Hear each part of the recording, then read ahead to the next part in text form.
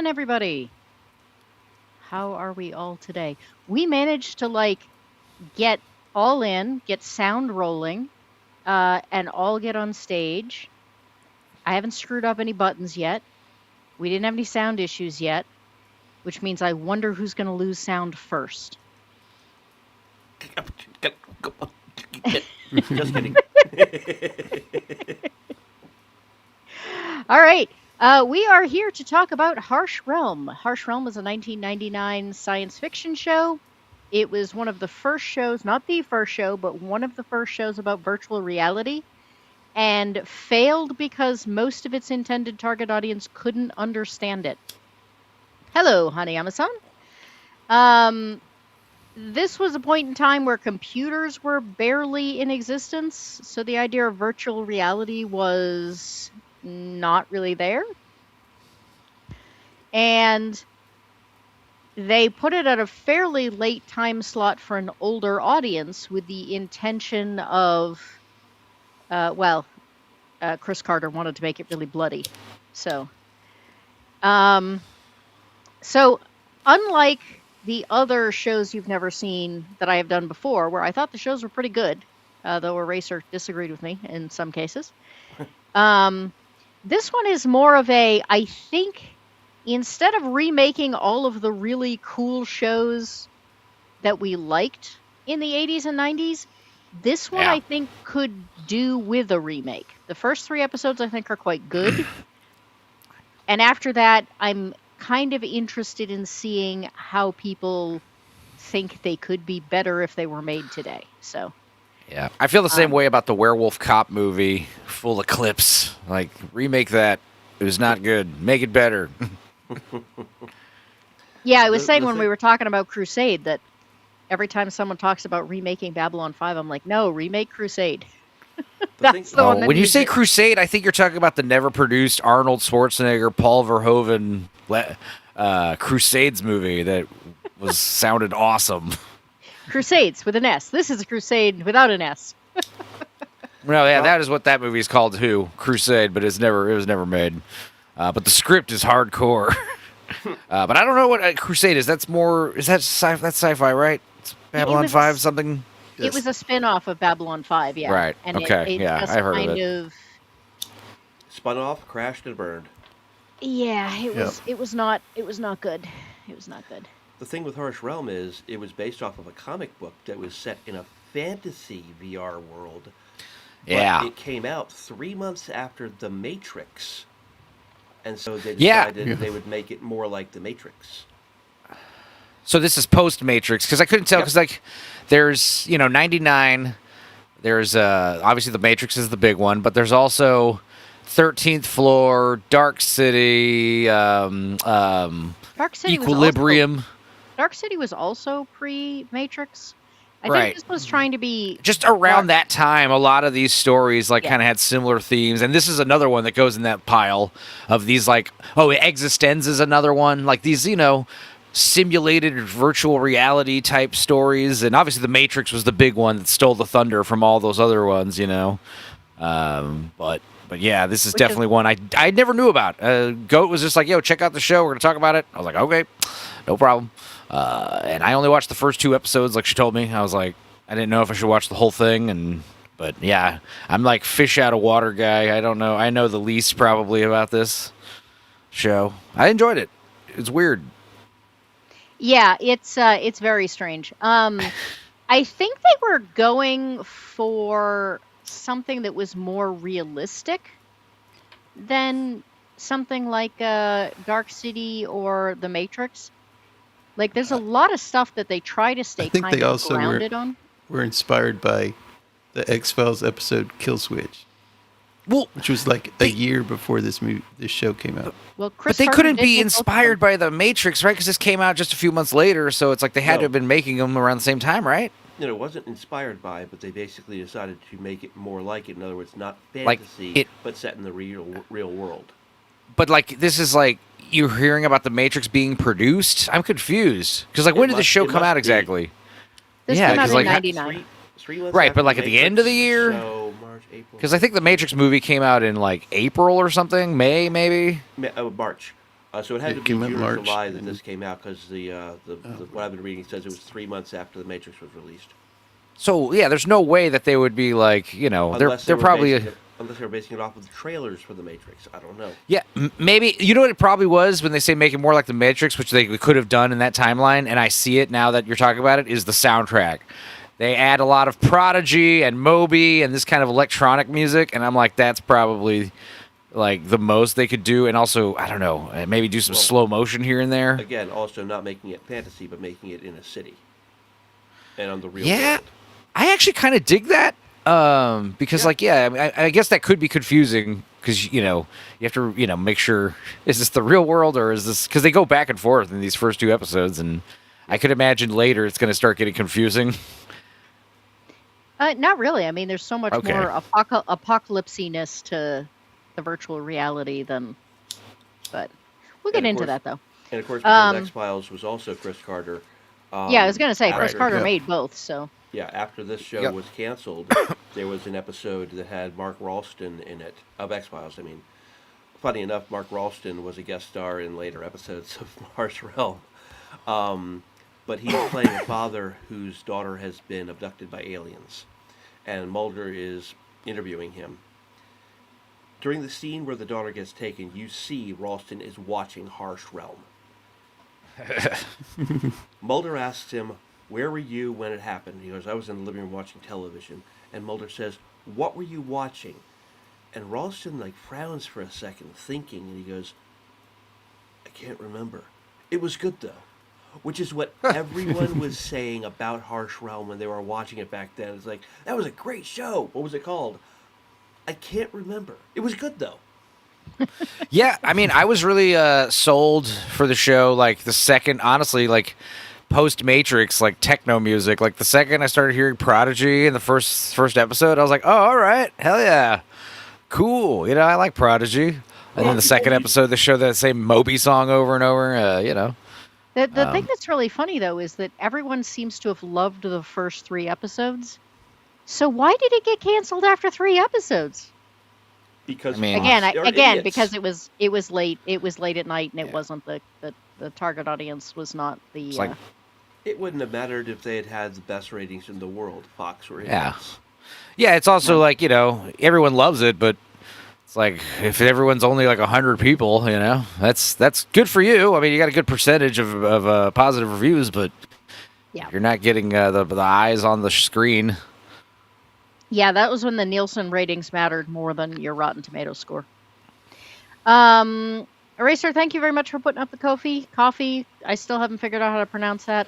I call it Ko-Fi. Yeah, like Ko-Fi Netflix. Yeah, that's what I say. I mean, people know what you're Well, talking 'cause about. there's- It really doesn't matter. There's also the Buy Me a Coffee site, and so Yeah. I think Ko-Fi, Lo-Fi, Ko-Fi sounds like you're signing a contract and this is what you agree the Ko-Fi will be. It doesn't sound that enticing. To me, Kofi sounds like a Swahili name that means Friday. Right. 'Cause that's what Kofi Ko-Fi is. sounds like, cool lo-fi music or something. I don't know. I always used to just assume it was supposed to be another spelling for coffee because of the Buy Me a Right. Coffee, but All right. anyway. Its logo is a mug, isn't it? Speaking of buying me a coffee, still have medical bills to pay. Got another $200, $225 bill in the other day. So if anybody has a couple of bucks they can spare from coffee, we are doing super chats, membership gifting, and the unpronounceable website. Believe me, I understand. I had a emergency tooth extraction Friday night. 2 teeth, actually. That was a couple $1,000s I didn't need to lose. Yep. So, yes, honey, Amazon, we are in for more shitty television. Though not tonight, though. I These was gonna ones. say. These I wouldn't ones call are- it these ones are shitty. good. Listen, man. Well, there after are a Crusade- couple. There are a couple of the Yeah. later episodes that you just go, "What the fuck were they thinking?" So, I mean, listen. After Crusade, this is basically Citizen Kane. So I'll take what I This can is get. also, I mean, this is also well, when did The Sopranos start? When did the golden age of television kick off? Was this this is around that time, a little bit before it, maybe? Yeah, I was gonna say, I think that The was early Sopranos was 99. 2000s.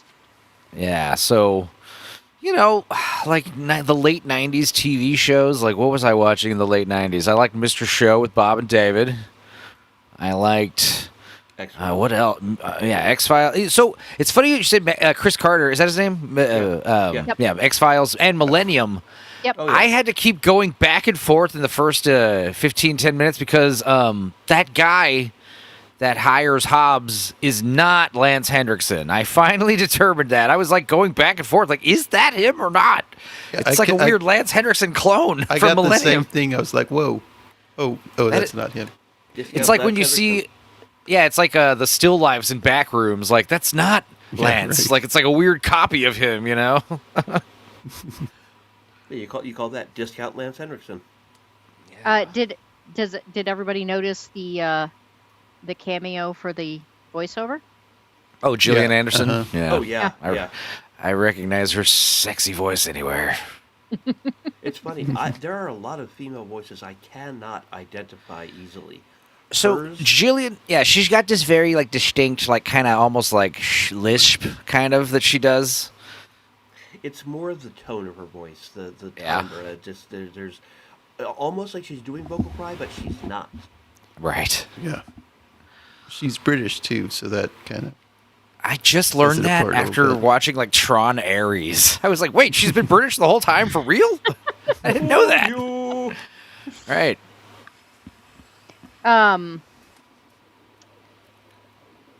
Lance Hendrickson is the general who recruits him, though.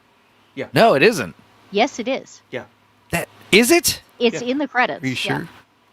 I was looking it up. No way. I thought I you was were like talking about looking- a character in Check, X Files or check something. check the wiki page. Hang on. Episode included uncredited cameos by Gillian Anderson of the X Files as the narrator of Harsh Realm training That video. is him. And Okay. Lance Hendrickson of Millennium as the general who recruits Hobbs for the game. Okay, because I looked it up on IMDb and I'm like, I'm not seeing his name. There's some other old guy. That must be him. Okay. Yeah, I- no. it registered. I saw him, and then he was gone. Uncredited. So I guess it just didn't register with me that was him. I mean, I'm looking at I mean, him right does, now. He does look far older in that than he does. It's when not that he he's looks doing older. Millennium. It's that he's more. It's that he's more portly. I guess is what's going on. And his voice does sound like the same, but slightly different. It's weird. Okay, I psyched myself out then. All right, so we're in Sarajevo, 1994, battleground, Part of the Bosnian Wars. and you have this soldier Waters, who decides it would be a really good idea to go rescue a little girl who's in the middle of a shooting zone. Sergeant Waters.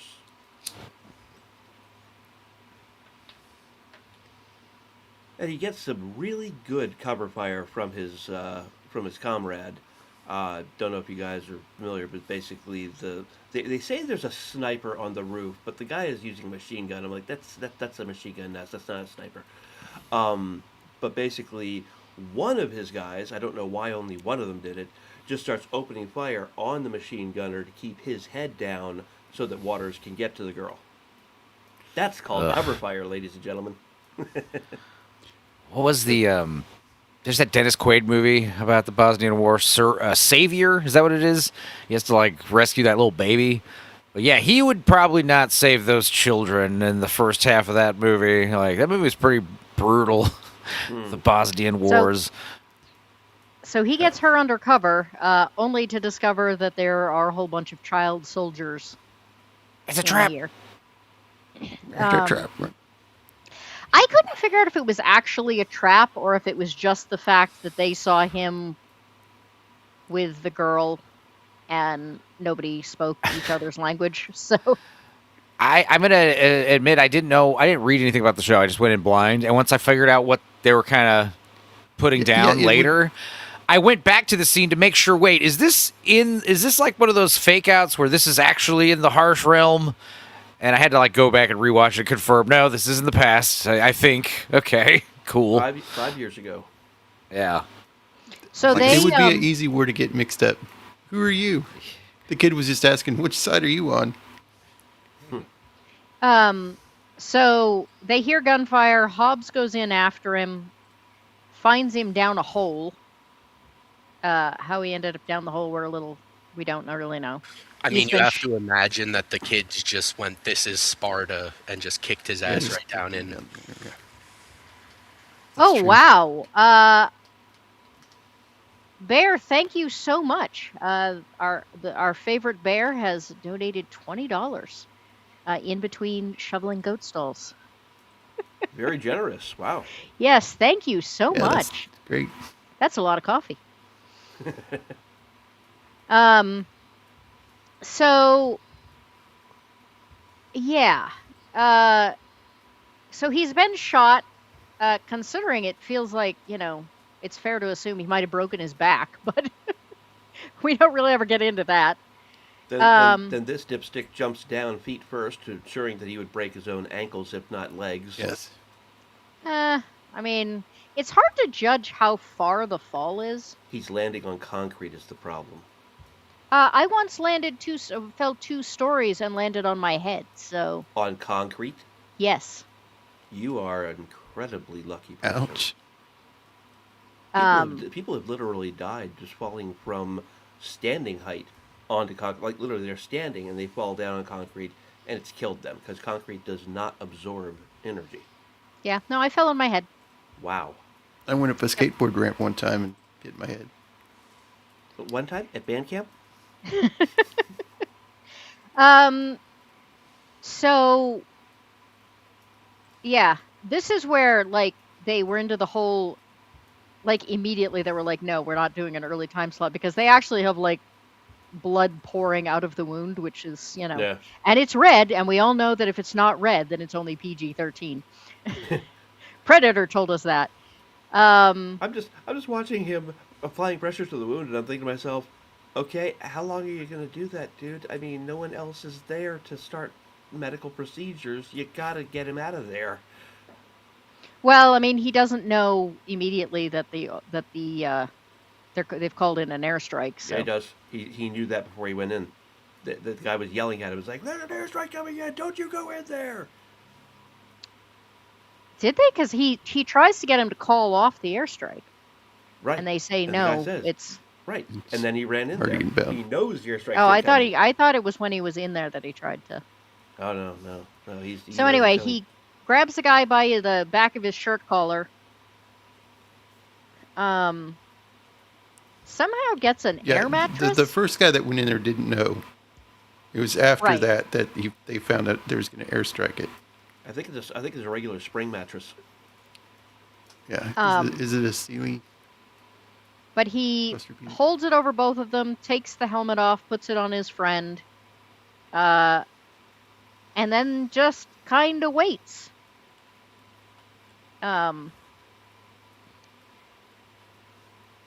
And then we start the voiceover, which I don't know how anybody else feels, but Eraser and I are not crazy about the voiceover.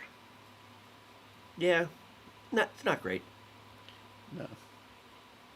A lot of people hate the voiceovers in Blade Runner, but Harrison Ford was not against doing them. It was just a film noir about a detective who hated life. Well, the later voiceovers are him writing to his girlfriend. Yeah, and this one. So just, those make a little bit more sense. This one does feel kind of random. And he just sees the crossed swords, and he somehow, from the future, ties this moment back to him ending up in Harsh Realm.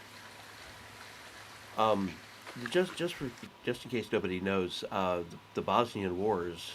That's the first time NATO ever sent in ground forces to do anything, because there were the Serbs on one side, the Albanians on the other, and the Serbs were the Orthodox Christians, the Albanians were the Muslims, and the Serbs were literally massacring as many Albanians as they could find.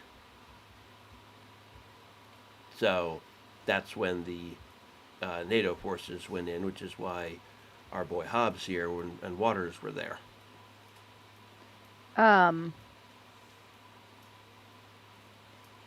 So Hobbs is headed back home. It's 5 years later. He's a few days. It's the whole. I'm due to retire tomorrow. Except that in this case, it's like I'm due to retire in a month kind of thing. Getting married soon. Got a spiffy new truck. Goes into the house. Yeah, I thought this was kind of the music is still by Mark Snow, which is interesting. Yep. I didn't notice that until just now. Mark Snow also did. So this is by Chris Carter, who did X-Files, and Mark Snow did the music for X-Files. There are a few names in the credits that are familiar. Yeah, and so far the music and the soundtrack overall are pretty good. Like there is a bit of you could tell it's late 90s, like certain drum tracks or certain instrumentation. You can tell it's from that time and it's a bit dated. But overall, I think it works pretty well. I don't really have any major complaints. So his girlfriend comes out. She's showing him the wedding dress. And despite the fact that they are apparently living together and, having premarital relations, he is very upset because it's bad luck for him to see her in the dress before the wedding. My immediate reaction is she's very obviously not in that dress. So,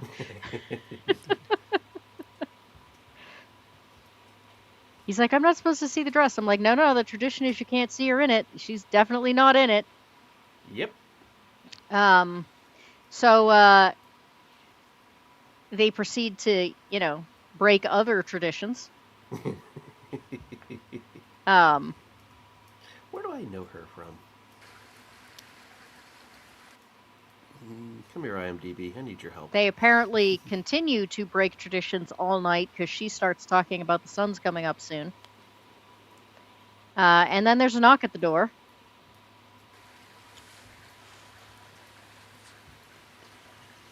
Oh, they talk a little bit about the wedding and canoodle, and then there's a knock at the door.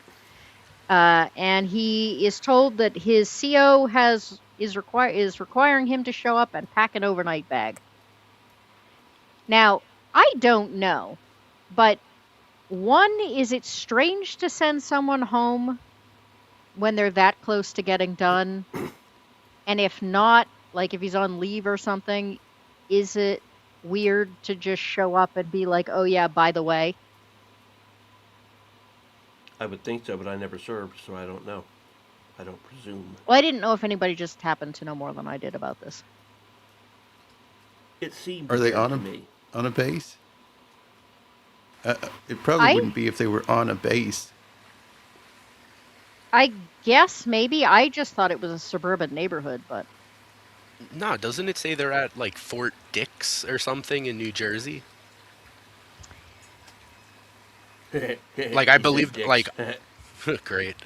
But, no, like, I assume this was, like, the neighborhood area within... Okay, well... like, whatever military base they're in. The only time I've ever seen one of those normally, there was still definitely more military-esqueness about. So I guess I missed it.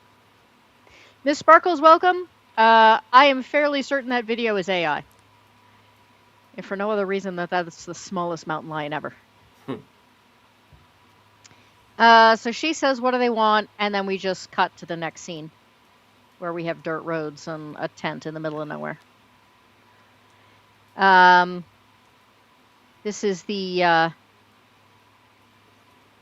faux Lance Henriksen scene.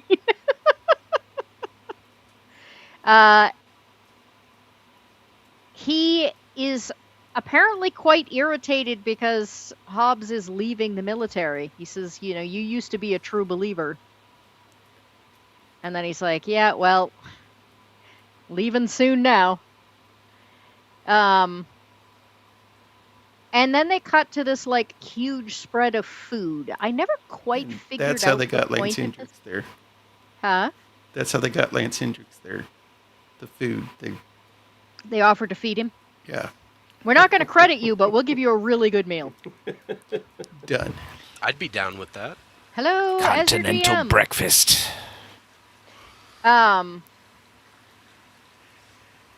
he's initially not eating, and they encourage him to do so. I wondered if there was Had a something drug in about. it. Well, actually, what I wondered was They know this is his last meal. well, it's his last real meal, and I wonder how hard it is to like keep up their bodies. They make him eat. They make him eat the Pleasantville breakfast. Like, no, keep eating. Trust us. You're gonna need to eat a lot. You need like 70,000 calories. Because I mean, you can only feed people through an IV so efficiently, Yeah.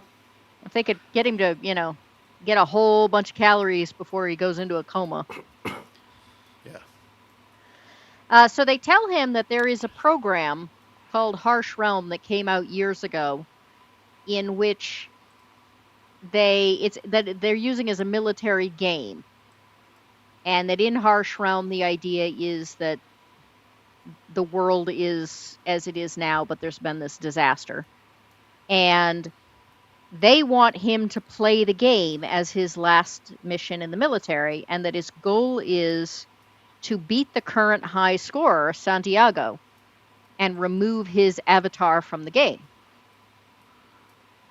And that's it. They're like, it's just a game. Like, literally, that's the whole thing that comes up. And then they put that in the credits later. It's just a game. That's the tagline of the show.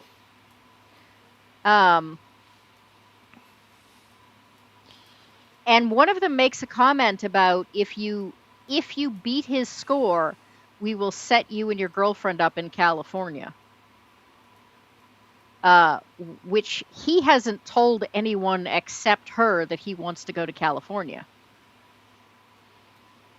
Maybe they just assume everyone wants to go to California. Everybody goes to California. Well, that's the excuse he says.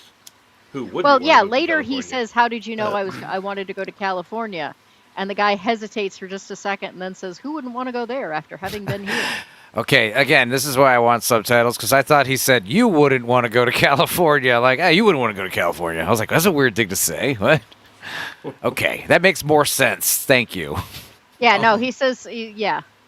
So one of the like small details here is that when they mention Santiago for the first time, I believe they refer to him as a sergeant major. But you see later in the episode, once he enters Harsh Realm, like basically Santiago is, promoted himself, which I find really funny. He's like a general, right? Yeah. Like the dude just slipped into the VR and was like, "Hey, I'm promoted. Hell yeah." Yeah. Slapped a star on his chest. I mean, it is kind of like Apocalypse Now, Like he's just declared himself the God King. Yeah. Somebody sent me a donation on coffee, and I don't know who it was because the email does not line up with anybody that I know here. So if anyone wants to take credit, I would like to say thank you very, very, very much. But I'm not even sure it's anyone who was here because I cannot tell. Really?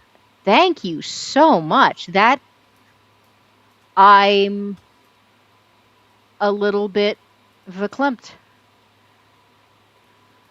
Thank you. How much was it?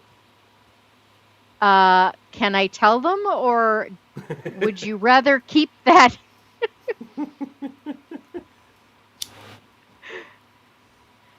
Your reaction tells me it was very generous. It was very generous, and I can stick with it was very generous, or I can give a number. It's completely up to him.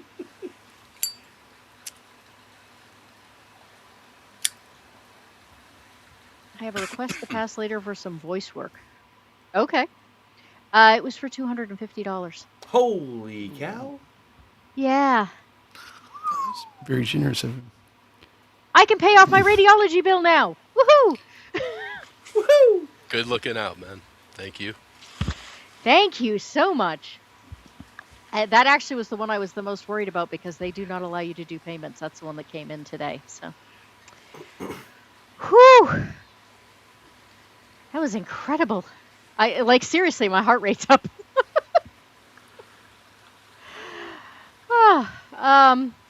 Thank you. Wow.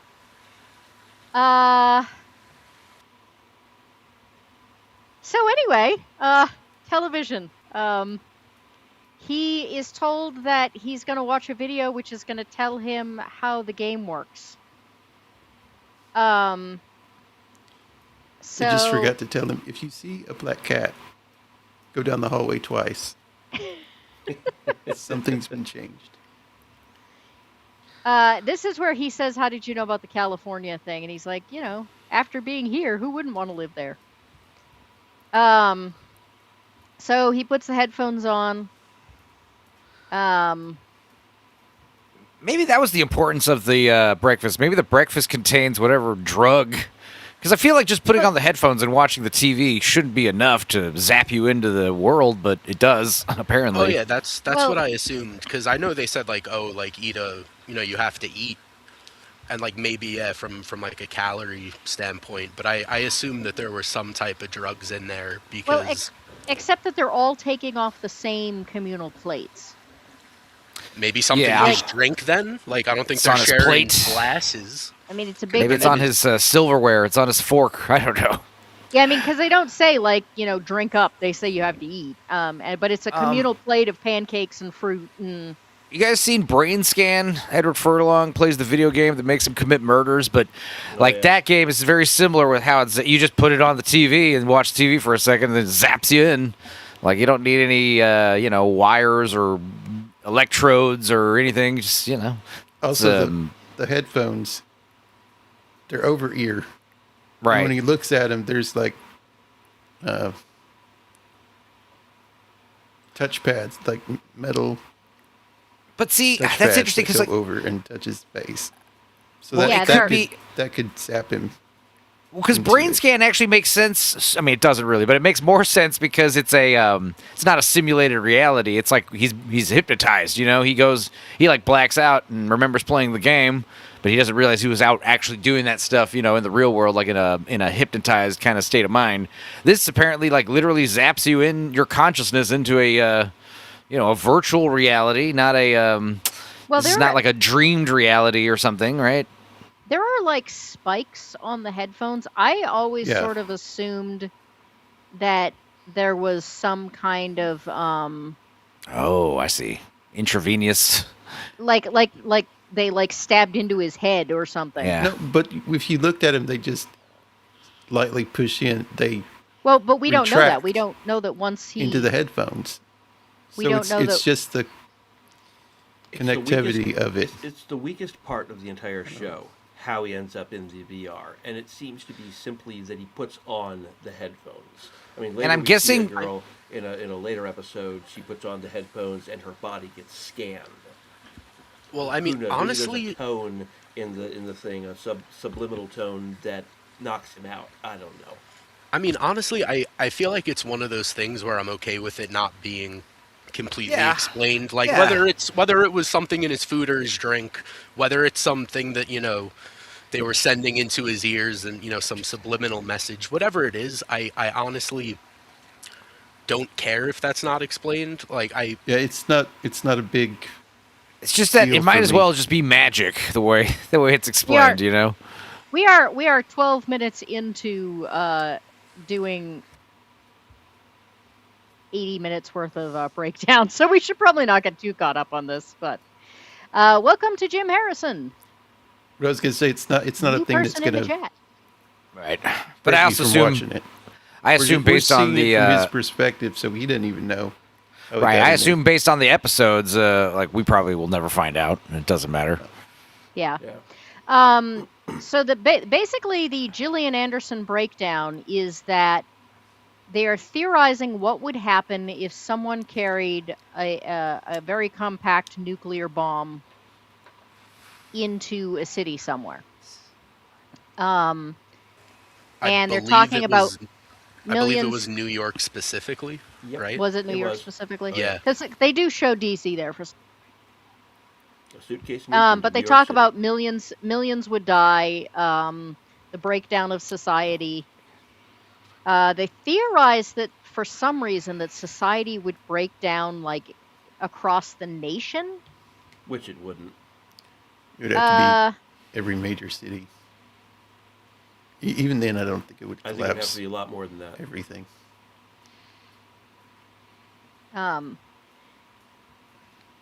But I mean, you can assume everything Gillian Anderson is saying could also be a lie. You know, it's not even. It's all a trick to get you. Well, I mean, I guess especially since they're Shanghaiing the guy. This is not the way you get a person to go on a mission. I'm getting like a sense of like false narrate. Like what's the word? Dishonest narration kind of thing where. Untrustworthy yeah, narrator.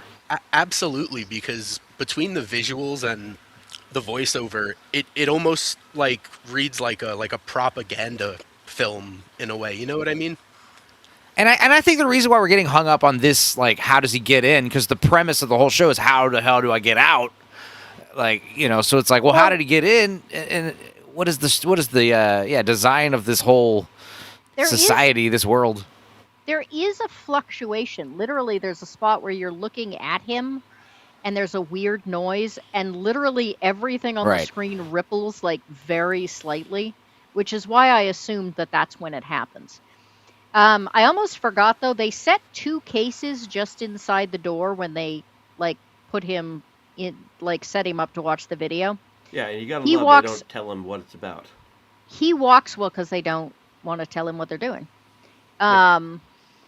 He walks to the door. Everybody's gone. He's hollering, hey, what's going on? Apparently, there is a way for people to know when someone's being sent in, because he opens the door and immediately gets shot at. And there are people headed in his direction. He comes back through the door.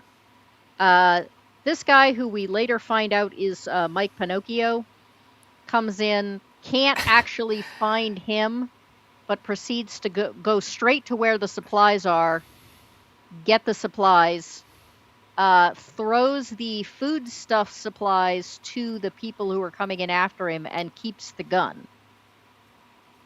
And we see that Hobbs is hanging off the ceiling here.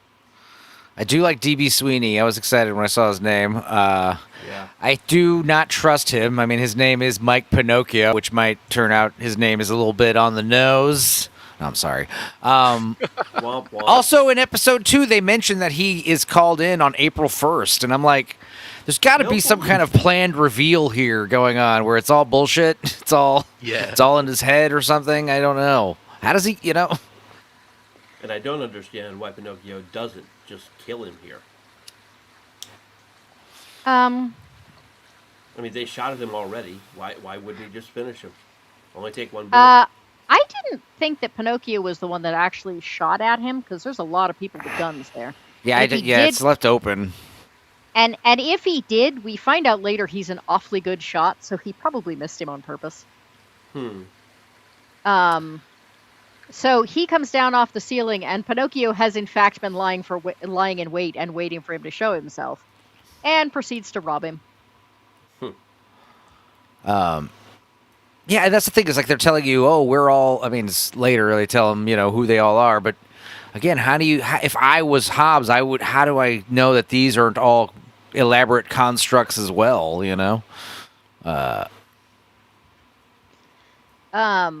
Well, he doesn't even realize really that he's in the other world. At this point, right. I'm just talking like later in the episode. Really didn't give him enough information. My problem is his name is Pinocchio. He finds out his name is Pinocchio, and we're going to just trust him implicitly? Everything he says is taken for fact? I don't think that he does take him for fact, considering that, they pull guns on each other for quite some time every time they run into each other. I think it's like once he finds out his name, they become buddies, and it's like he's basically the, fish out of water, and Pinocchio's the one telling him, showing him all the ropes. That's why I'm saying I'm getting this, like, dishonest narrator vibe, specifically from him. So he steals the wallet, steals his ring. He basically says, look, you can have everything, but like, I'm not going to let you just walk off with the ring. And he's like, I'm just going to shoot you then and take it off your dead body. He then gets a jump on Pinocchio, tries to get the ring back. Pinocchio's like, I should have just killed you. And he's like, and now we're all gonna die. Also, firing a machine gun like that, not a good idea. It's gonna hit you in the face.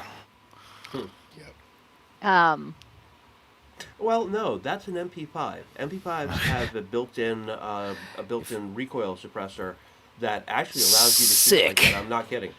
I should get one then. I've fired a full auto. They are a lot of fun to shoot full auto. Awesome.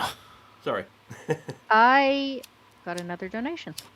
Oh, Also, cannot tell if it's from somebody in chat. I mean, Um, it's gotta be, right? Possibly, but once in a while I'll get one like off That's- X, just yeah. kind of at Yeah. random. That is cool. And as your GM said that, he didn't even intend to send that one. So, Real Wade, welcome.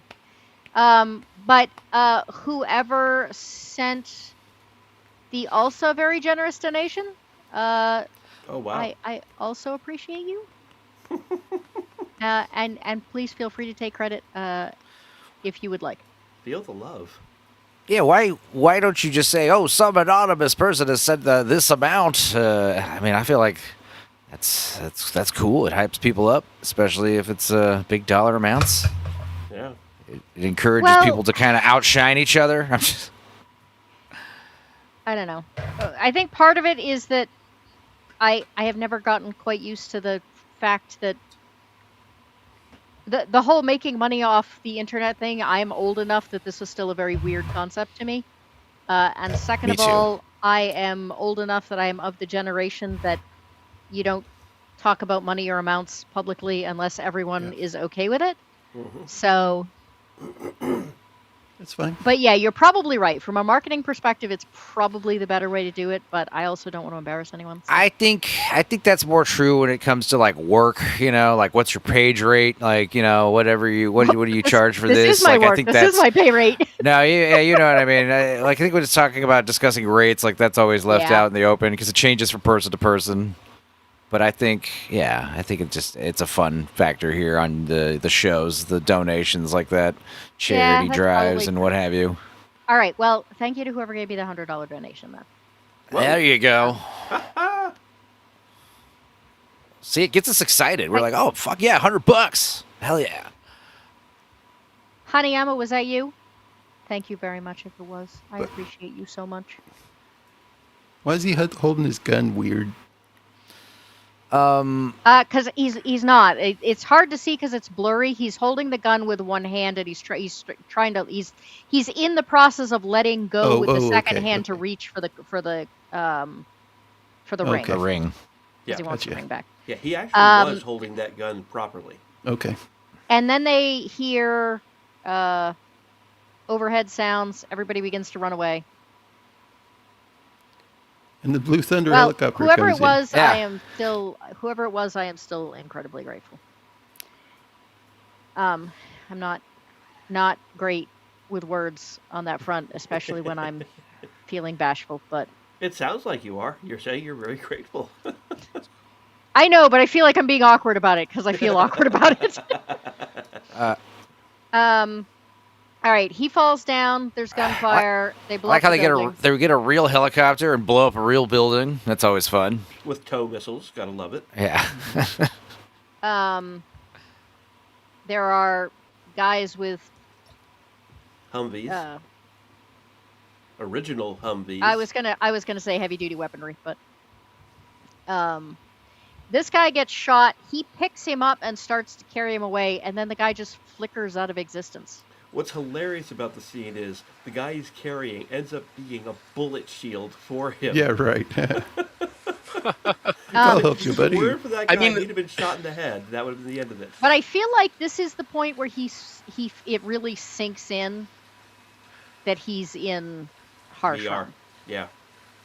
Well, it's the first time like it's made clear to him, the guy literally disappearing and glitching off of his back. But Yeah. we see later in the episode like But he hasn't fully realized or come to terms with it in other ways. Like that was really his first instance of like, oh, But okay, the this thing is is, where I'm at because it should be, I'm there Forget the ring. Don't worry about the ring ever again. Yeah, It's not real. Yeah. It's not real. Move Exactly. on. And he recognizes I Sergeant mean, Waters. we're about to see right here that he's not very smart because Right. Yeah. I'm gonna stand up out of cover and wave at Yo. you. Hello. Well, Wave I mean, at the hey. people this is that just tried to kill you.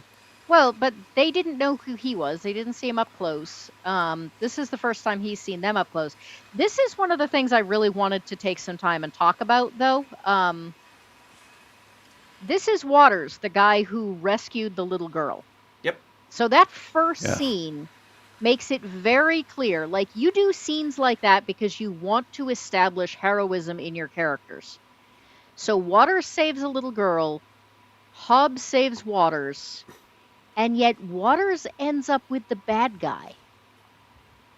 And I am Yeah. fascinated by the fact that they took the time to establish him as a hero and then made him second only to the bad guy.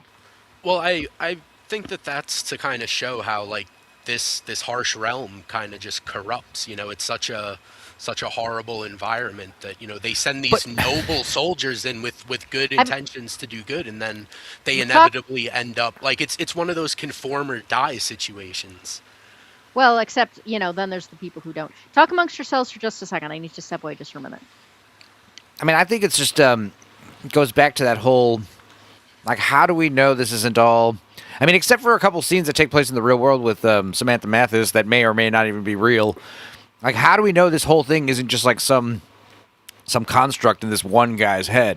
Like, it's convenient that it's his wife that shows up and his old partner that shows up, and I mean, I don't know where the show's going, and I don't know where they intended to take it. But it's like I said, it's like, as Hobbs and the audience, like, how do we trust that all of this not only isn't, not real, but also, how do we know that this isn't like a play-by-play simulation? Like everything that happens is by design. Like they're putting this guy. How do we know this guy isn't like some kind of guinea pig and some kind of Right. Like, how do we know that they're not going to unveil the curtain at the end of this when he thinks he's dead finally, and he lost, and they're like, "Hey, you did good. You were only in there for 15 minutes. What'd you think of the new game?" You be like, "Whoa, This was a this Twilight was Zone crazy." episode. Yeah, exactly. Like, I feel like there's a big rug pull coming at the end of whenever this was supposed to happen. Yeah, I don't know, because in the next episode, we see his wife, supposedly in the real world, realizing that other soldiers have disappeared. Exactly. I was saying, except for those scenes, that's the only thing that makes you kind of think, okay, Yeah, maybe this is all right. actually happening. So Ms. Sparkles in the chat is saying she can hear somebody eating. I was eating a little candy when I was talking. That could be it. Shame, Doc. I got heartburn. I call Tums candy. Ah, gotcha. Yeah, the helicopter here. The first thought I had was, "Hey, it's Blue Thunder helicopter," but it's an actual French helicopter. So it's the helicopter they use for the Blue Thunder. And so is Miss Sparkles complaining about your eating Tums? I don't know. Probably.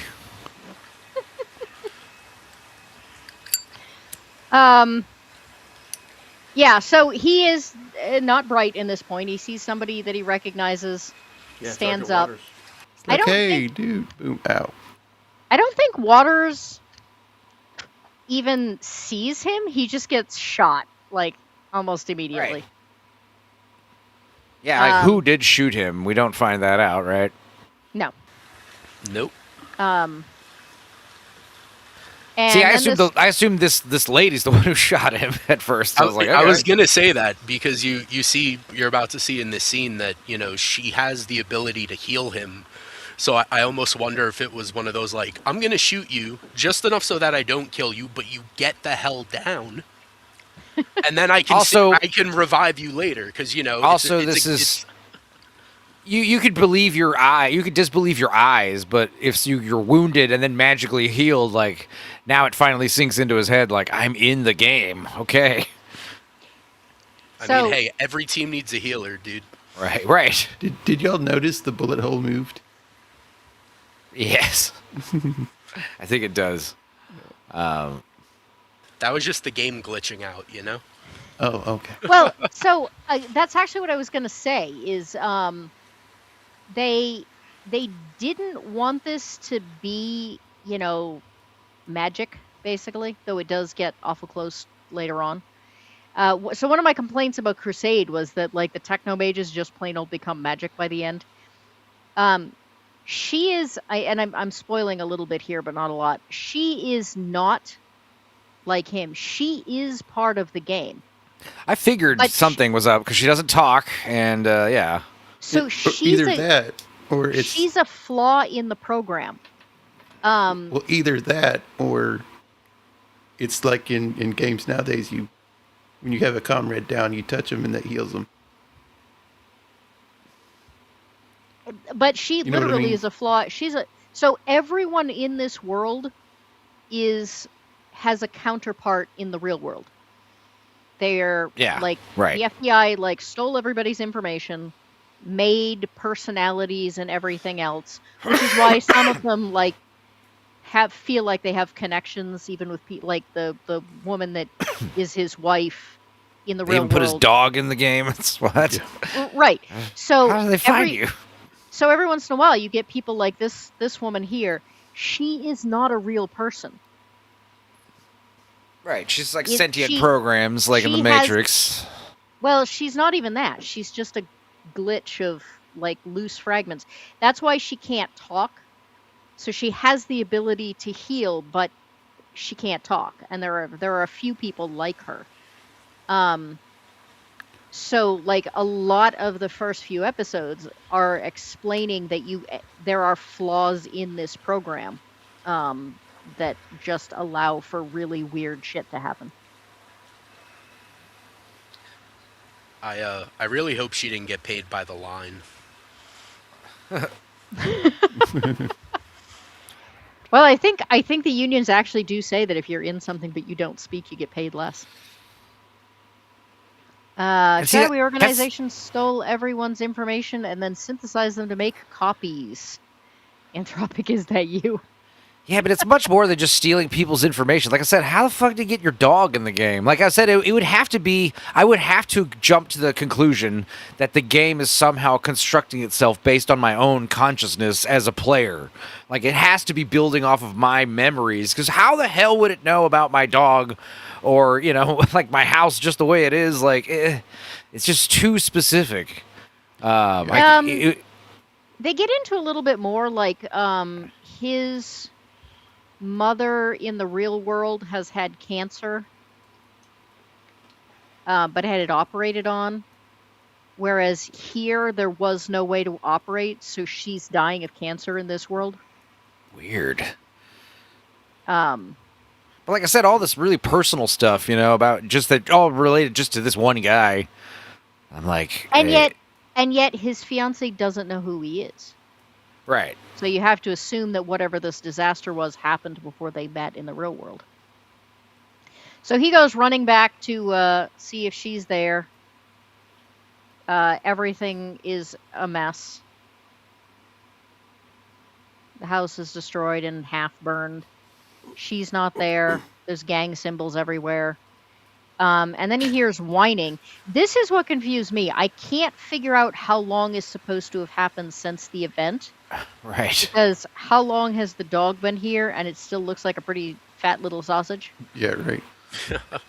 Of course, they weren't going to starve a dog just for the sake of a roll, but... Yeah, I mean, I'd sure as shit hope not. But I do have to point out, man, this lead actor... I'm really not a fan of him in this yet. His tone and inflection when he speaks is just kind of flat and monotone. Like, he finds his dog and he's like, Dexter, how could this be?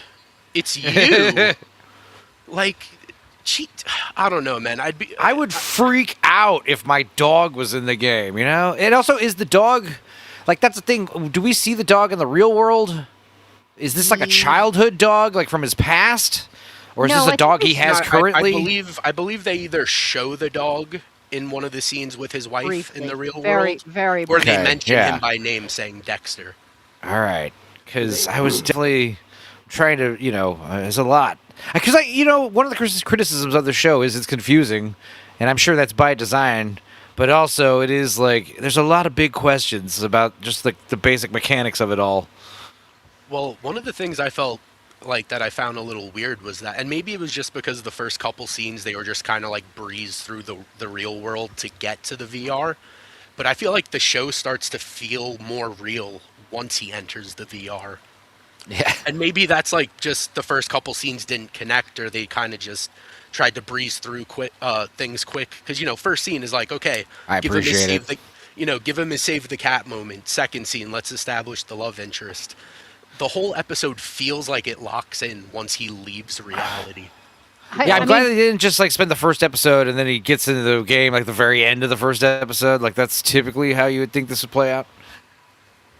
I sort of feel like while in the 90s the real world probably felt more real, nowadays the VR world probably feels like more like what we see on the news every day. The You know, dogs in it. the idea of upper class suburban areas being where, regular military grunts hang out is probably not doesn't feel real. Hmm. He has somehow followed Pinocchio to Pinocchio's local hangout. That So is it's the also that He is also followed. glossed over. He followed the the dog white rabbit. the dog's name Dexter. That comes Mhm. from the original comic book this was based on. That was the main character in the comic. Uh, he Is pulls is that like honoring it though, or is that kind of like a slap in the Yeah, face? Like, pissing on it. Yeah, Hey, like, hey, by the way, your real main character, he's the fucking beagle. that's a Jack Russell Terrier. How dare you? I was gonna say that's definitely Jack Russell. Jesus. Okay, whatever. Well, Jack Russells are far smarter, so JRTs are awesome. um, Beagle rolls off the tongue just a little bit better. so he pulls a gun on Pinocchio and says he wants his ring back. This apparently is bad form in this particular bar because everyone in the place proceeds to pull guns on him. And yet they all wait for Pinocchio to say it. Uh, No one pulls I a gun on think him what they until I think what they're waiting for is the bartender to take the first move. again. Because Who the waits? bartender is the owner and it's his rule, and he's the first one who pulls the gun and kind of nods. Right, but again, he waited until Pinocchio said something. Like, Mike, I think I heard the sound of somebody cocking a gun in your bar. It's like, why'd they wait? I mean, it's dramatic. It makes for a good scene, but it's like, why'd they wait? If it is the one rule in the bar. Also, can you even like? Do you get drunk in this simulated reality? Like, do you need to eat? Like, does that work? Like, Yes, do you? What do apparently you? they do because they're desperate for food. Yeah, you like he even Well, mentions the here VR that he'll eat his dog. So in the real Right. world, do they withhold your food from the body if you don't get food in the game? I don't know, but Well- yeah, the Unclear. dog is not real. The dog's a construct. So can you eat constructs? Like, why don't you just be a cannibal? Eat. But do you even need to? I feel like maybe you're just hungry all the time. But like, So all the food in the world doesn't satiate you. the only ones we see that, because if you notice, Pinocchio took all the foodstuffs and threw it to the VR people. It's the virtual Yeah. reality people who are constantly hungry and looking for food. And yet it he keeps does talking make about sense eating that the dog. VR people would eat VR food. But he keeps talking about eating the dog. Yeah, he wants to eat the dog. He specifically says. So that's what I'm thinking. Uh, Is he a VR construct? How do I know he's a real dude playing this game? How do you know you're real? Right. His name is Pinocchio. I mean, I'm sorry. I'm not going to trust a guy named Pinocchio. Just He never looks hungry though. And he uses eating the dog as more of a threat than anything else. I mean, he has a chance in the second episode to actually do it, never does. That's So- true. That's true.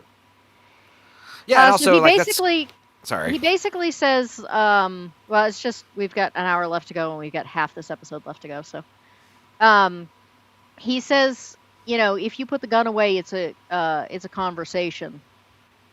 If you don't, everybody shoots you. So it turns out he's already given this guy the ring, and that guy is not giving it up. and he finds out that Pinocchio can take him to where Santiago is so he can finish his mission. And he offers to give Pinocchio his dog in return for the information, which immediately made me lose some respect for him. Well, I would assume the dog's not real, so take it. I don't give Well, a shit. the dog's not real, but he very obviously has not quite come to terms with that.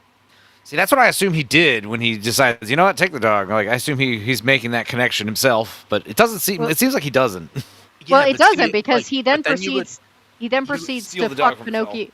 Yeah, he Yeah. proceeds to fuck Pinocchio over and take the dog anyway. I was gonna say, A, yeah, he gets the dog back, and B, if that was the case, wouldn't he just feel the same way about the ring? But he doesn't. Exactly. Yeah. Well, when you see how he handles the situation here and says, "Welcome to Harsh Realm," it's clear he never intended to give the dog to the guy. Yeah. He was lying the whole time. So Pinocchio shows him that there's a flaw in the fence. If you go through the fence in the wrong spot, you're gonna catch fire and die. But if you go through in the correct spot, you basically can just walk through. It's a glitch. Yep, it's a glitch. Yep. So he basically keeps the dog. Pinocchio threatens to shoot him. And then he shows Pinocchio that he has his car keys, so he's gonna have to either stay there or come through after him. I know where you'll be. Yep. So this is Santiago City perimeter in Harsh Realm. And they've got lights, and it's pretty, and the grass is mowed, and they've got armed guards who have a thing for little tiny dogs. Well, I And think what they were trying to show is that like outside of like the fence where like civilization is in shambles and rough, like people are resorting to possibly eating pets as food, where within the walls, like this dude doesn't look at him as food at all. He's just like, oh look, like it's a little dog, what's up? And it's like it's to show the contrast between in and outside of the fence. Yep. So he gets the guard to take him to Waters. He waits for Waters in his apartment. We never do find out what he did with the guard after the guy took him to Waters' apartment. Pulls a gun on him, because that seems to be his answer to everything. Waters basically says, get the fuck out of here. Like, we're under orders to kill you, but you saved my life. I don't want to kill you. You need to leave before my wife gets home. And he's like, no, I'm not doing that. Why are you here? We're supposed to be killing Santiago. And he tries to tell him, like, that doesn't happen. Like, this is how I survived. And Hobbs says, yeah, the military has a name for people like that. And he's like, you just got here, motherfucker. You don't know what you're talking about. But the thing is that, like, we don't know how long Waters has been here. Like, is the assumption that Waters disappeared, like, immediately after? He had to have been here at least for some time because he's gone from sergeant to major. That's The other couple of assumption steps. is time is not dilated in any way in Harsh Realm. It's like real time in terms Maybe. of duration. I wondered, and I don't think they ever got to answer this. I wondered, because like I said, Waters not only got shot, but should have broken his back. I wondered if once they healed him up, if he was paralyzed, and they said, hey, we can give you a chance to go into this VR and walk again. Oh, yeah. So you'd think he might have mentioned that in 9 episodes. Well, we don't see a huge amount of him in 9 episodes. No, you see some of him, though. And right here, he's busy feeling guilty about the fact that, yeah, he is blatantly a traitor.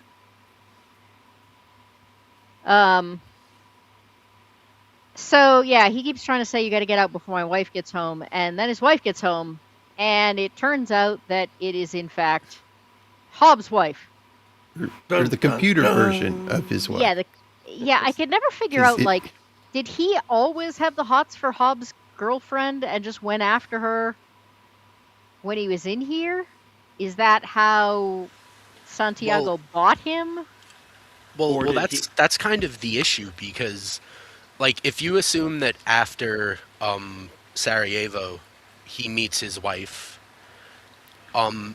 And if you assume that, say, Waters went into the VR, say, after getting back and healing from the same incident, like, he might not have even known that that was his wife, or, like, they might not have even, Oh like, no, it's very I'm not clear sure. he knows. But I'm saying, like, realistically, how could he? Like, if, unless you assume that Waters basically just got into the VR, like, a month ago, and then went and, like, found and shagged his wife. Well, we don't know how long they've been engaged either, or how long I they've been together. I presumed he found her looking for Hobbs, didn't find Hobbs, or maybe did find Hobbs. I don't know. But basically, he married her to protect her and get her to the Santiago City where she could be happier and provided for. I mean, maybe, but then But why? later in this episode or in the Because he next honored the man who episode, saved his life. yeah, but the problem is But either it's later the in this same- episode or in the next episode, he treats her like a VR character, like a VC. He's Yeah. slapping the shit out of her. He doesn't care about her. Yeah, that's Like true. she's Yeah, you know, Yeah, you're So right. getting back to if whether or he's not still Hobbs has confused, accepted, whether if the main Hobbs has character is accepted still this. confused, if this is his reality or not. But if he's not, it doesn't matter who this is. This is data. Is the main character stupid? I mean, that's the I mean, question. yes, really. no, no, and Okay. really quickly, this is one of my biggest issues with the voiceovers because when you watch the show, he's dumb as fuck. Truly, he's Yeah. stupid. He asks very simple, basic questions, and then when they do these voiceovers, they got him like with all this flowery language, sounding like Yeah. traditional chivalry. He sounds like Aragorn, son of Arathorn, is Right. speaking through him, and then you watch the actual events of the show, and he's kind of stupid. You know, mean- he's brave, he's loyal. You know, he tries his best to save people. That's been established. But he's honestly like he's a heart of gold, but a brain of jelly.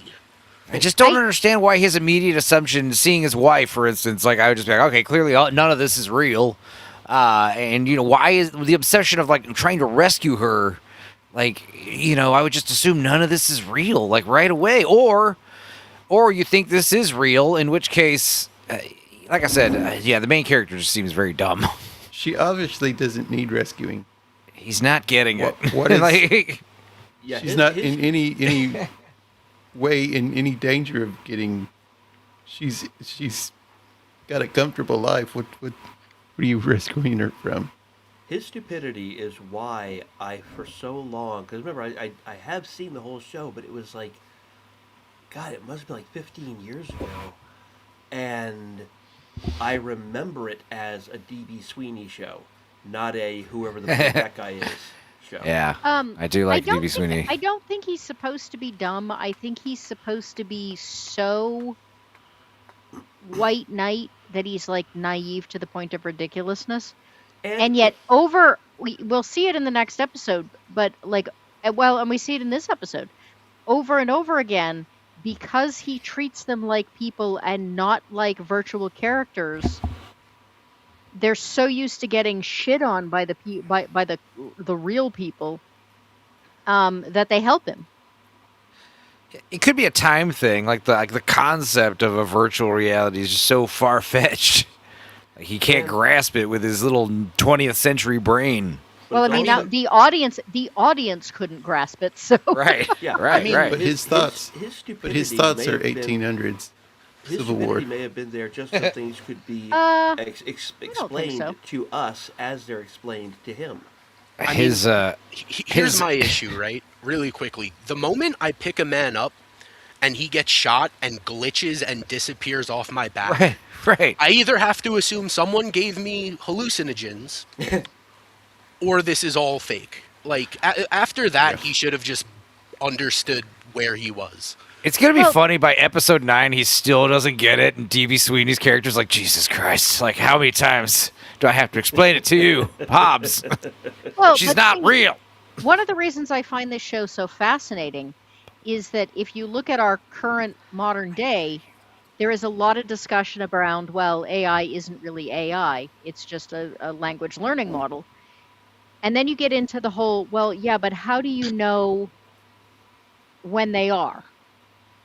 Like, when do they stop being? At what point do they stop being virtual constructs and start being actual sentient things? And considering that this was made when computers were like barely coming into people's houses, the fact that they really got into that idea, I think, was probably one of the reasons people then found it confusing. Um, This is a long time since computers have been coming into people's homes. And remember, Windows 98 was a huge thing, and this was If you made were in a rich kid 99. like me, you had a computer around this time. yeah, I know, but they weren't nearly as common as they are now. I was working at Circuit City in the early 90s, 1993. We were selling Apple Macintosh computers. We were selling Yeah. PCs. There was Windows 95, Windows It 98, was 98, Windows XP. I mean, this I was the I it grew time up of was computers. early to I mid '90s when my dad got our first Apple computer. I grew up Yeah, it was broke. like We never had it one. was it was like the Yeah. late '90s, early 2000s, where internet was like becoming like way more common and the World Wide Web. Prior to that, it was just I bulletin I boards. started I started typing on a regular typewriter. I eventually Me too. graduated to an electric typewriter. We got a word processor my senior year, and Oh, wow. when I was in college, um, That was in the '90s. which was in the late 90s, early 2000s, I had to go to the computer center because almost no one on campus had actual computers. I mean, I think the fact that you worked in a computer store it makes you a little biased towards how many people actually had them. I worked at Circuit City.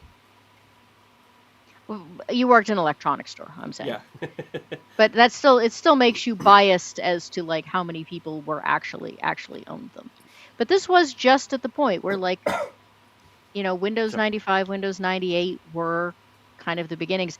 And this was aimed at a generation that weren't going to have those things. I mean, that was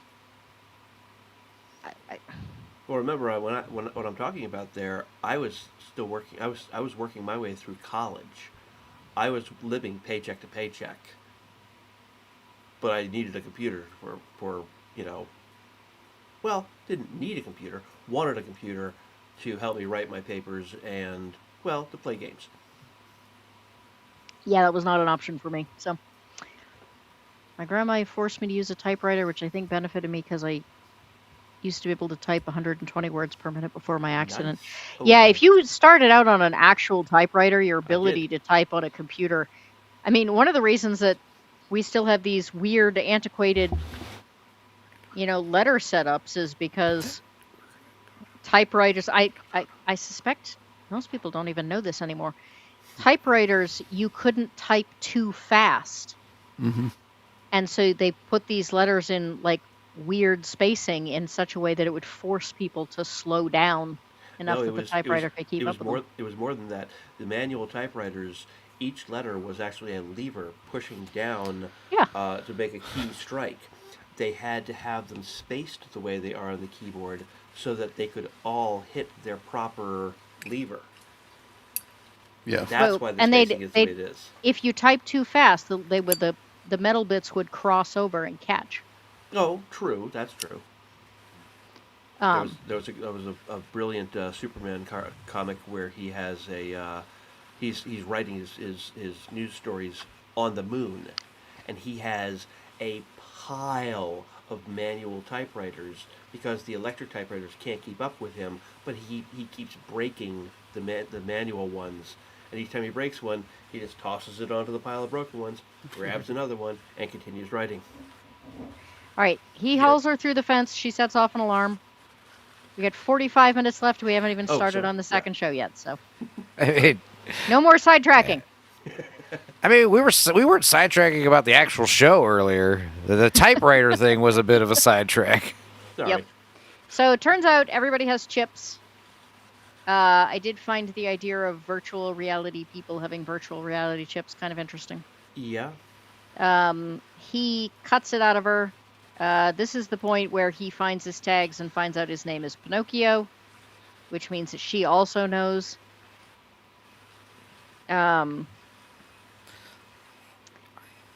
There's lots of, get it through your head. This isn't real. Harsh reality sucks. I'm going to eat your dog. Lots of world building, making Pinocchio to be a tough guy. I'm gonna eat that dog yet, he says. Um,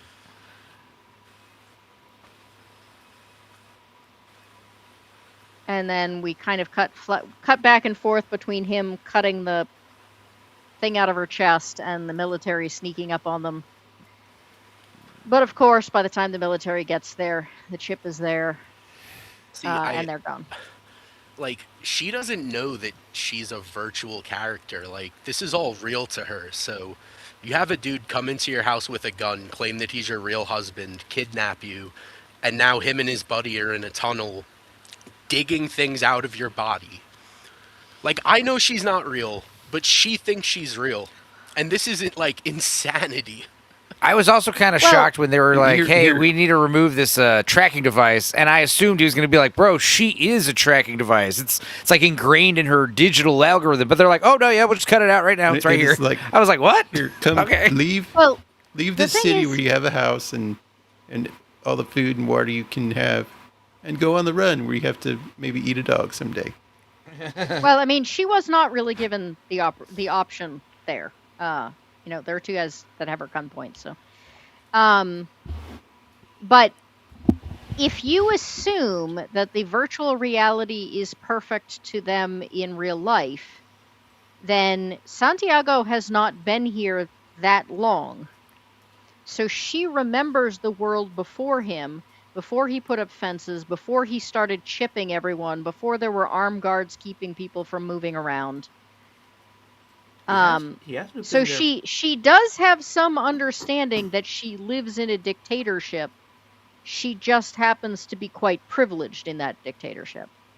Yeah, I mean, he has to have been there for some time to have created that entire city where there's electricity, where there's running water, where there's grass growing.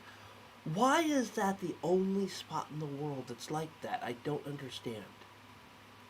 Well, I think that is what gives the most credence to the possibility that maybe time moves differently between the real world and we don't know how old this program is, because they say that the military made it years ago. We don't know when Santiago entered it.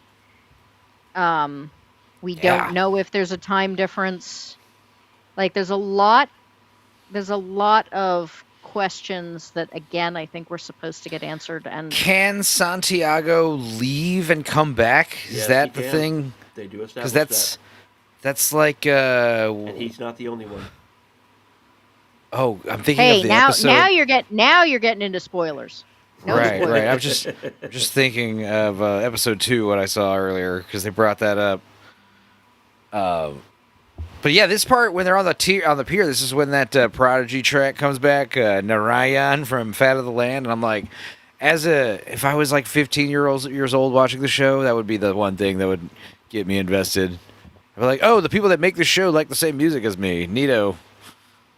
Goofus the Doofus for $14.99 Australian. Who's opening and closing a kerosene lighter right next to the microphone? You deserve to be trapped in a sketchy 1990s VR program. Otherwise, great panel.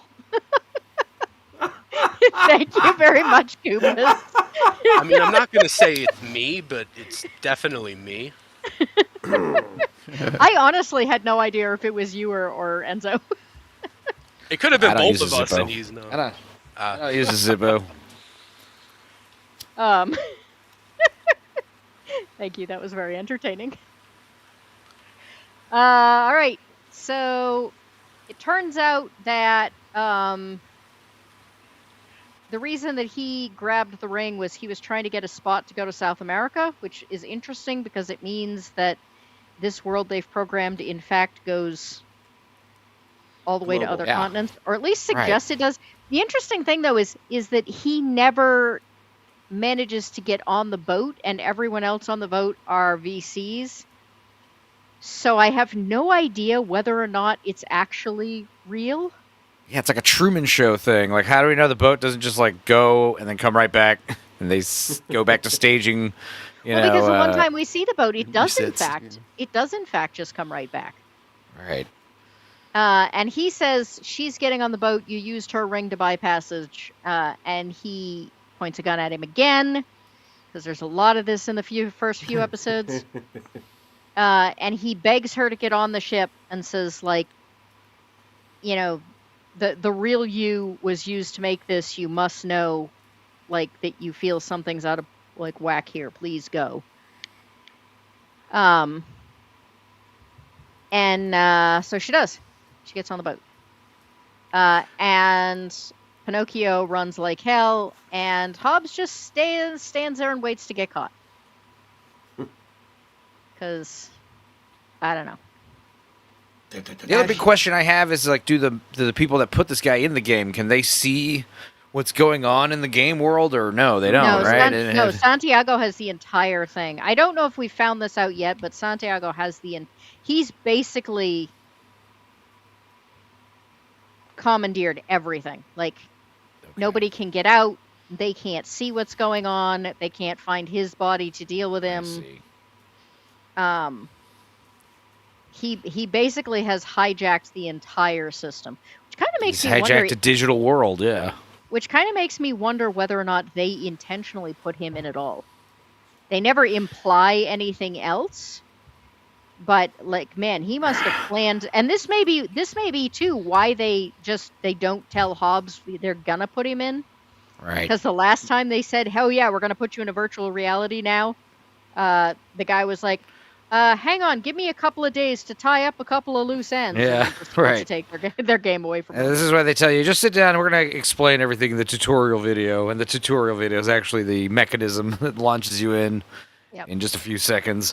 Thing is, they can definitely send stuff with the person. I mean, they set those 2 suitcases, and when he appeared, there were the 2 suitcases. Right. So why don't they have, say, I don't know, a whole platoon of guys with vehicles, with heavy weapons, with support, and send them in all at once instead of one guy at a time? There has to be some... Like, it was very obvious that Santiago knew he was coming through. Well, my whole question is, he's got all those people waiting. Well, no, yeah, I don't... Do you think it's like a timed thing in the real world where, like, if they don't get any results in real life? I think that you guys need to watch more episodes, because I'm not going to tell you everything that happens in the next 6 episodes. I'm just saying, if I was Hobbs, I would be under the impression that they can totally see what I'm doing, and this is all like you ever see Black Mirror Hang the DJ? Like, how do I know this isn't a simulation just to see how I react? Mm-hmm. Like, oh, you actually went off course, and you went after your wife, you failed, In one of the many times he and Pinocchio get into a shouting match, Pinocchio says, they can't find Santiago's body. He's, like, totally taken everything over here. I mean, maybe he's making assumptions that Hobbs will understand that, but we are definitely supposed to understand that. All right, so he gets put in jail. The only thing I can assume here is he figured the fastest way to get to a face-to-face with Santiago was just to, like, turn himself in. Because otherwise this doesn't make any sense. No. And he tells Son, and this is where I say he's like White Knight to the point of just naivete. Because the first thing he says is, like, I was sent here to kill you. And Santiago's like, so I guess logically that means I should kill you first then? I thought he was kind of saying, like, hey, I should kill you, right? Because you're sent to kill me, and I'm not, so that's how you know you should trust me, because I have every right to kill you. I'm not all that bad. I think that's what he's kind of going for, Santiago. Santiago is saying that, or? From his perspective, everybody here is fake. Right? Right. From Hobbs' perspective, I would think none of this is real. Santiago probably isn't even real. Like, it's all just a ruse to get to see how I react in this weird virtual reality. Right. But what Santiago's saying is, like, I think he's saying, hey, man, I should kill you. I have every right to kill you, but I'm not. So come work for me, kind of thing, I think, is, or working for me, probably. I ain't so bad. That's exactly what he's saying. But Hobbs is, like, right off the bat, like, there's no trickery to him whatsoever. He's just immediately like, well, I'm supposed to kill you. Like, that's my mission. Um, but then he finds out that his wife never got, well, I mean, she was on the boat, but they. Can we just take a minute to talk about the fact that Terry O'Quinn apparently was born the same age and then barely aged forever? And born with See, a little mustache too. no, see, I was going to talk about how, as much as I love Terry O'Quinn, he is terrible casting. Like, I'm sorry, but listen. You just don't like his. Just change his name. You No, just don't like but the name. no, but not for like. Come on now. If you wanted Terry O'Quinn to be your bad guy, don't name the bad guy Omar Santiago. If you Agreed. were dead set on the bad guy being named Omar Santiago, don't cast Terry O'Quinn. They And to put some make bronzer on him. Okay, all right. Oh, I don't think that's a plus, dude. And to make matters worse, like I'm convinced that the pencil mustache is just Yeah. a cheap attempt to make him look more ethnic. Like, what are Right. we doing here, people? I love Terry Dude, O'Quinn. He's great, but I can't take Yeah. him seriously. My Edward- favorite I mean- Terry Edward O'Quinn James is almost that would've been better. Tales from the Crypt episode where he's the fire inspector at the club and his daughter runs off with that gang member. Dude, that episode's great. He had a lot of rules where he was a bad guy, and he always had a mustache in them because, like, bad guys had mustaches. I don't know. Look, it's giving me, Ramirez from Highlander vibes. It's all I'm saying, Edward James almost would have been a better cast. Absolutely, dude. I love him. He's fantastic. I would have just changed the name. I love Terry O'Quinn in this. He's so good at walking that line between I'm a bad guy, but I'm really good at convincing you that maybe there's a good reason for it. Well, honestly, that should be any villain character. I mean, no villain should think they're the bad guy. It's not just that he doesn't think he's the bad guy. He's also good at convincing other people he's not the bad guy. Which helps when you believe it. So anyway, they got all the people off the boat. She's headed for jail. Terry O'Quinn all but implies, hey, join me and I will take your wife away from my right-hand man and you can have her. Waters is not thrilled with this. Government House, Santiago City, Harsh Realm. Looks White House-ish. I think they eventually say that Santiago actually controls 3 states. Yeah, They gave him a very nice apartment. Lots of food. Oh, that's right. This is the one scene where the whole food thing becomes a question because he seems starved and he basically clears this entire table. Yeah. He beats the shit out of his wife. Well, he slaps well, her in around. the real world, there's somebody He's- shoving a tube down his throat. He slaps her around. Santiago's like, oh, we don't want Hobbs to think she's being abused. And then he just hauls off and punches her in the face. Yeah. Well, because she mentions like this almost prophecy of someone that will come and save them. So at first he's like, He's lay the off one. on her.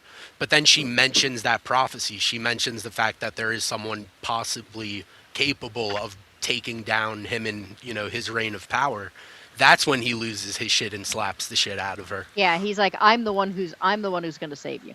Yeah, it's all about power and control with him, man. Yep. But it's one of the very few times he loses his temper. And it's how you learn that, despite the fact that they don't know they're not real, there is this conspiracy theory within this world that there is another world. Which I guess makes Yeah. sense. I mean, there's enough soldiers that have been sent over that, Oh, yeah. people And make comments about, like, there's another world. And one of the things that's really cool with the music, whenever they mention either the prophecy or like the conspiracy that there's another world, whenever characters mention it, there's like this weird detuning of the chords, like they kind of shift in and out. And it's almost like the program is breaking type of thing. Like I think it's a neat little trick. I'm gonna have to go back and listen to that again. Yeah, it just Um, sounded like someone was like, adjusting the pitch shifter on like their MIDI keyboard. Like it's a Are you talking simple about the trick, but it Prodigy works. track? Are you talking about Naranjan, that track they play like 3 times? Yeah, you know what? I think Uh, I am. Uh-huh. But yeah, they make yeah. sure that detuning happens right like whenever a character either, like I said, questions or thinks about the prophecy or whatever. I like it's a nice little note. Yeah, again, I love I'm that not sure track. it's supposed to be a prophecy because they try to keep this kind of grounded. But again, you've got enough people coming into this world talking about the fact that there's another world. I mean, they do kind of set it up because the deaf, I mean the mute woman like Yeah, writes she in the says it's dust him. like it's him. Like I don't know, to me that kind of implies like Well, they're waiting for someone. she actively belongs to a religious organization, and she seems to have a lot more self-awareness. Like you find out later that like she knows she's not real, which kind of makes it interesting that she's okay with like getting snuffed out of existence if this world Yeah, just gets she's like, turned off. I fight for the users. Yeah, I was getting those um, vibes too. um, what's really fascinating is that Santiago goes from enraged to just like totally deadpan so quickly. Oh, dude, he's a great actor, man. Don't get me wrong. It's just change the name, please. Yep. Yeah, I go with that. The So Santiago could be from his, his father's side. His mother's Dutch Irish. Yeah, he takes more Okay, after her, maybe. so am um I. so for a guy who's trying to hide, Pinocchio is apparently very visible to anyone who wants to find him. Because our mute lady here just kind of walks up to him again in a bar. Florence One's in the is her chat. name. Yeah, and just writes in the. Florence the mute. Sorry, what about the chat? I said one's in the chat. Oh, Sorry. She was she was in the first episode of Stargate series. let's not get on the Stargate conversation. Everybody's still angry about that. And he's got the dog, and he still has not eaten the dog. So, so they decide they're going to go in after him and rescue him. And whoop, there they go, right into the hallway. Another glitch. But what is the dog eating? That's what I want to know. Dog food. Right. I mean, there's a lot of scraps on that plate that they could take for him. What are we looking at there? What was it? Shrimp and what? Like, there's some shrimp over there on the There left. were shrimp, there were chicken bones, there's vegetables in the Kebabs. back. I mean, he basically ate about enough for 3 people. He left like 3 pieces of shrimp left. Maybe some grapes or olives. There might be green olives. I see green round things with tomatoes next to them. You got enough skewers there? Is that? Are there no forks in this world? Now you're making me Only- hungry. He's sleeping on the couch. He wakes up when they put a camera under the door. And then he just pops the door open, which suggests to me, I was like, wait a minute, could you have just opened your door at any point and just walked out? I do like the touch that his shirt is still torn from where she healed him. There are a lot of shows that would have missed that. I'm thinking the answer to that question, Goat, is not anytime, just when it's funny. So he apparently used to have a chip. It's been cut out of him. They escape. Well, If I they were start to escape. Hobbs, that would make me check my chest to see if I have a chip. Well, he hasn't joined Santiago's city, so of course he doesn't. Oh, it's Santiago City that puts. Okay, Yeah, see, it's that, Santiago tags his people, so he knows who's moving everywhere. I was thinking. See, I missed that. I thought it was the VR, the Harsh Realm, put it in VCs and people. So they rescue the wife because the wife also knows Pinocchio's name. She agrees to come with them. They're running down the hallway. They get stopped. There are several of them with guns, but they all somehow get caught off guard by Waters and put their guns down. And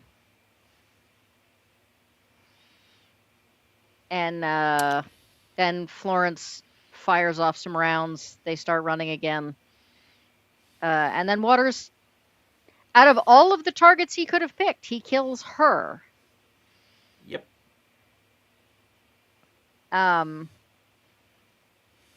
Hobbs starts to go back and beat the shit out of him, but there are all other people with guns, so they drag him backwards and they haul him off. I mean, so was that actually his wife? I mean, yeah, why would he shoot her exactly? Like, his simulation wife, I mean.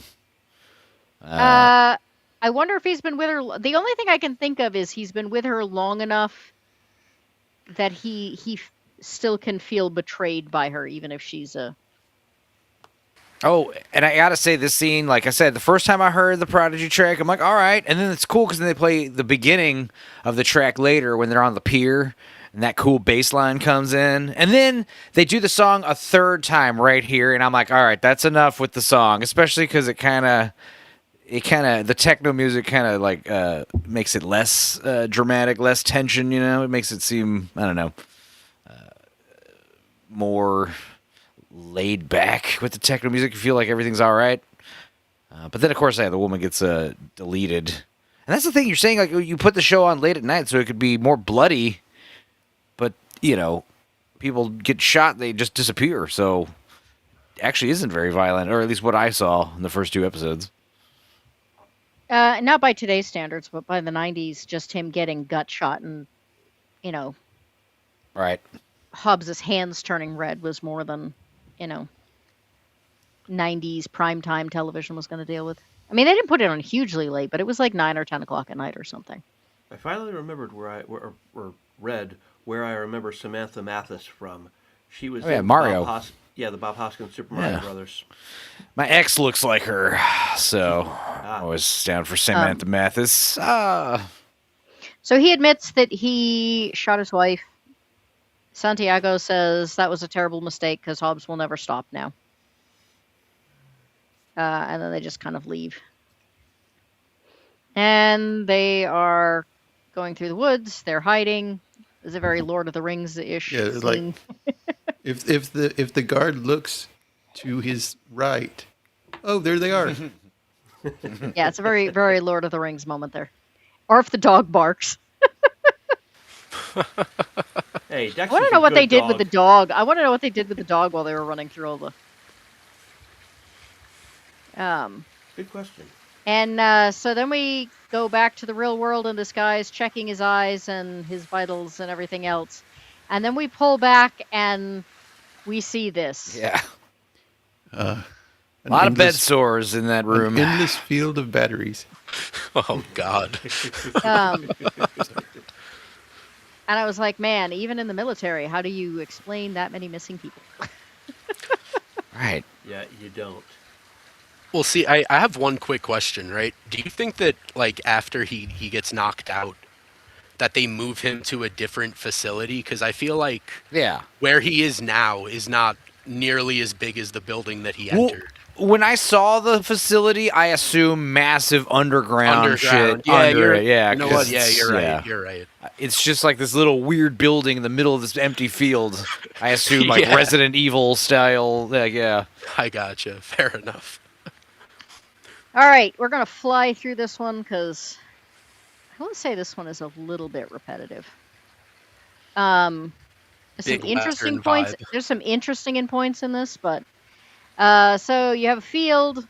You have this guy coming up to the house, pretending to be a salesman, really sucks at pretending. Yeah. Everything's dirty and grubby. Yeah, episode 1 plays this Prodigy song over and over. This one plays this Moby song over and over. Oh, I dug it, though, man. It was great. I love it. I love Moby. His music, anyway. This is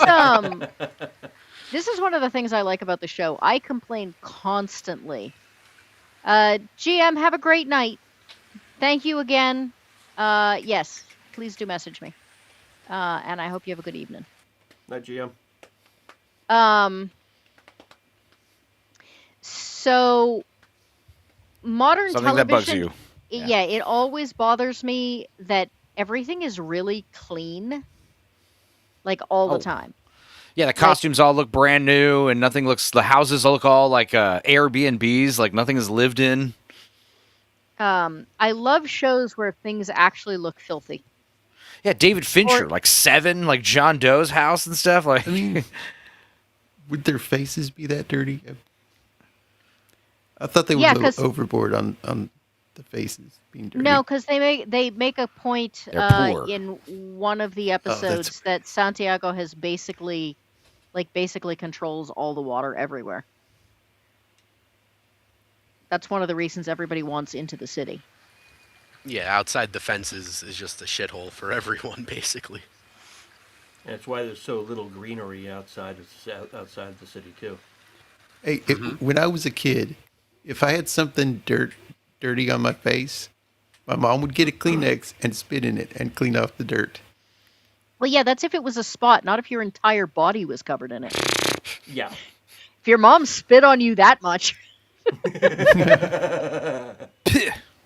So we see need a three bath. kids. Yeah. We see three kids. I wanted to ask this one here. Later on, when we see things in the real world, this youngest kid, I'm trying to figure out if this youngest kid only exists here. Because the father is real and the rest of the family are virtual characters. But he seems to have more kids in the virtual reality than his actual reality. So I'm right. curious when we get that far what you guys think. So he's trying to find the man of the house. The oldest son jumps out a window and goes tearing off, screaming "Dad" at the top of his lungs, which Yeah. It's like, boy, he I meant want to well. make sure this guy doesn't find I my was father. gonna say, yeah, he tried. He meant well. But yeah, if you look, like, some of this field is green, but most of it's that kind of sickly, like, dying green. This guy comes out, sees him running, sees the guy just absolutely clock him. And he goes for a shotgun, which he apparently has not bothered to load. Yeah, that kind of drove me crazy because in like 10 seconds he asked this guy like how much the bounty on him was, how much money he's gonna make. And- So you knew that there was a possibility people were coming.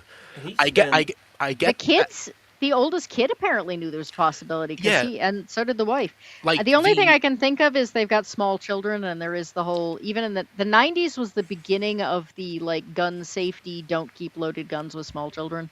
I get that, but I feel like the only reason the gun wasn't loaded was because they wanted to like add suspense of he's drawing closer and he's quickly trying to load it. But realistically, I feel like that gun should have been loaded to begin with if he thought Yep. that someone was ever going to be coming. Not to mention, how many shells do you really need to load into a shotgun to handle one person coming towards you? Yeah. Well, this guy is fascinating, and I never quite figure him out. So first of all, he's definitely got hearing issues. Second of all, we find out he's real. It's Um, he's lever what's his action name from rifle, Aliens isn't it? and Shawshank Redemption, right? Mark Yeah. Alston, yes. Yeah. He's sort of on Santiago's side, but not. He's He a doesn't bounty get to hunter. live in the city. And then He's he has he's this Boba Fett. gadget. And then he has this gadget. Yeah, it's a Winchester. It's not a shotgun. That's That what I thought. apparently,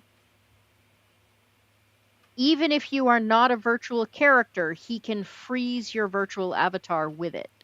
Yep. Yeah. And it doesn't seem to. We don't know where it gets its power. We don't know how many shots it has. I got to get me one of these. Yeah, that device I find incredibly interesting, and again, I really wish they'd gotten more episodes because Yeah, it's like, why wouldn't Santiago be like, you know what? Let's just kill this guy and take his little doohickey. unless he doesn't know about it. Right.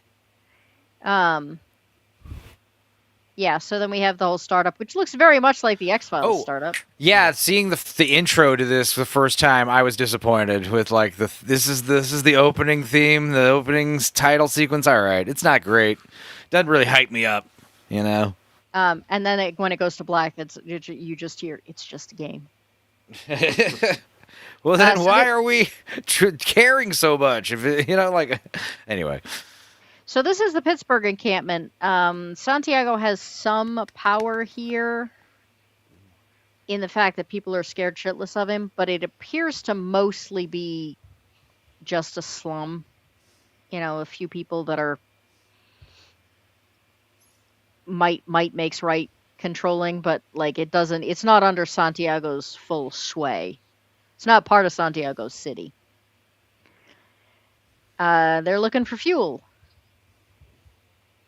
There apparently have been no questions about why the healer has suddenly just showed up and is sticking with him.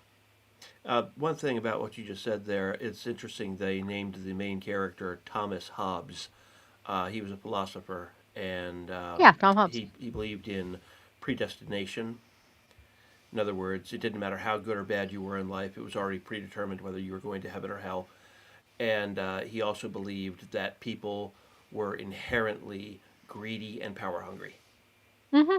Yeah. Yep. Yeah. That's why I think the Pinocchio guy's not real. He's trying to be a real boy or whatever. He's lying. This, I think, is the only shot, because I was going to say the dog is the one exception to everything being dirty. This is, I think, the only shot where he really looks filthy. His feet are all muddy.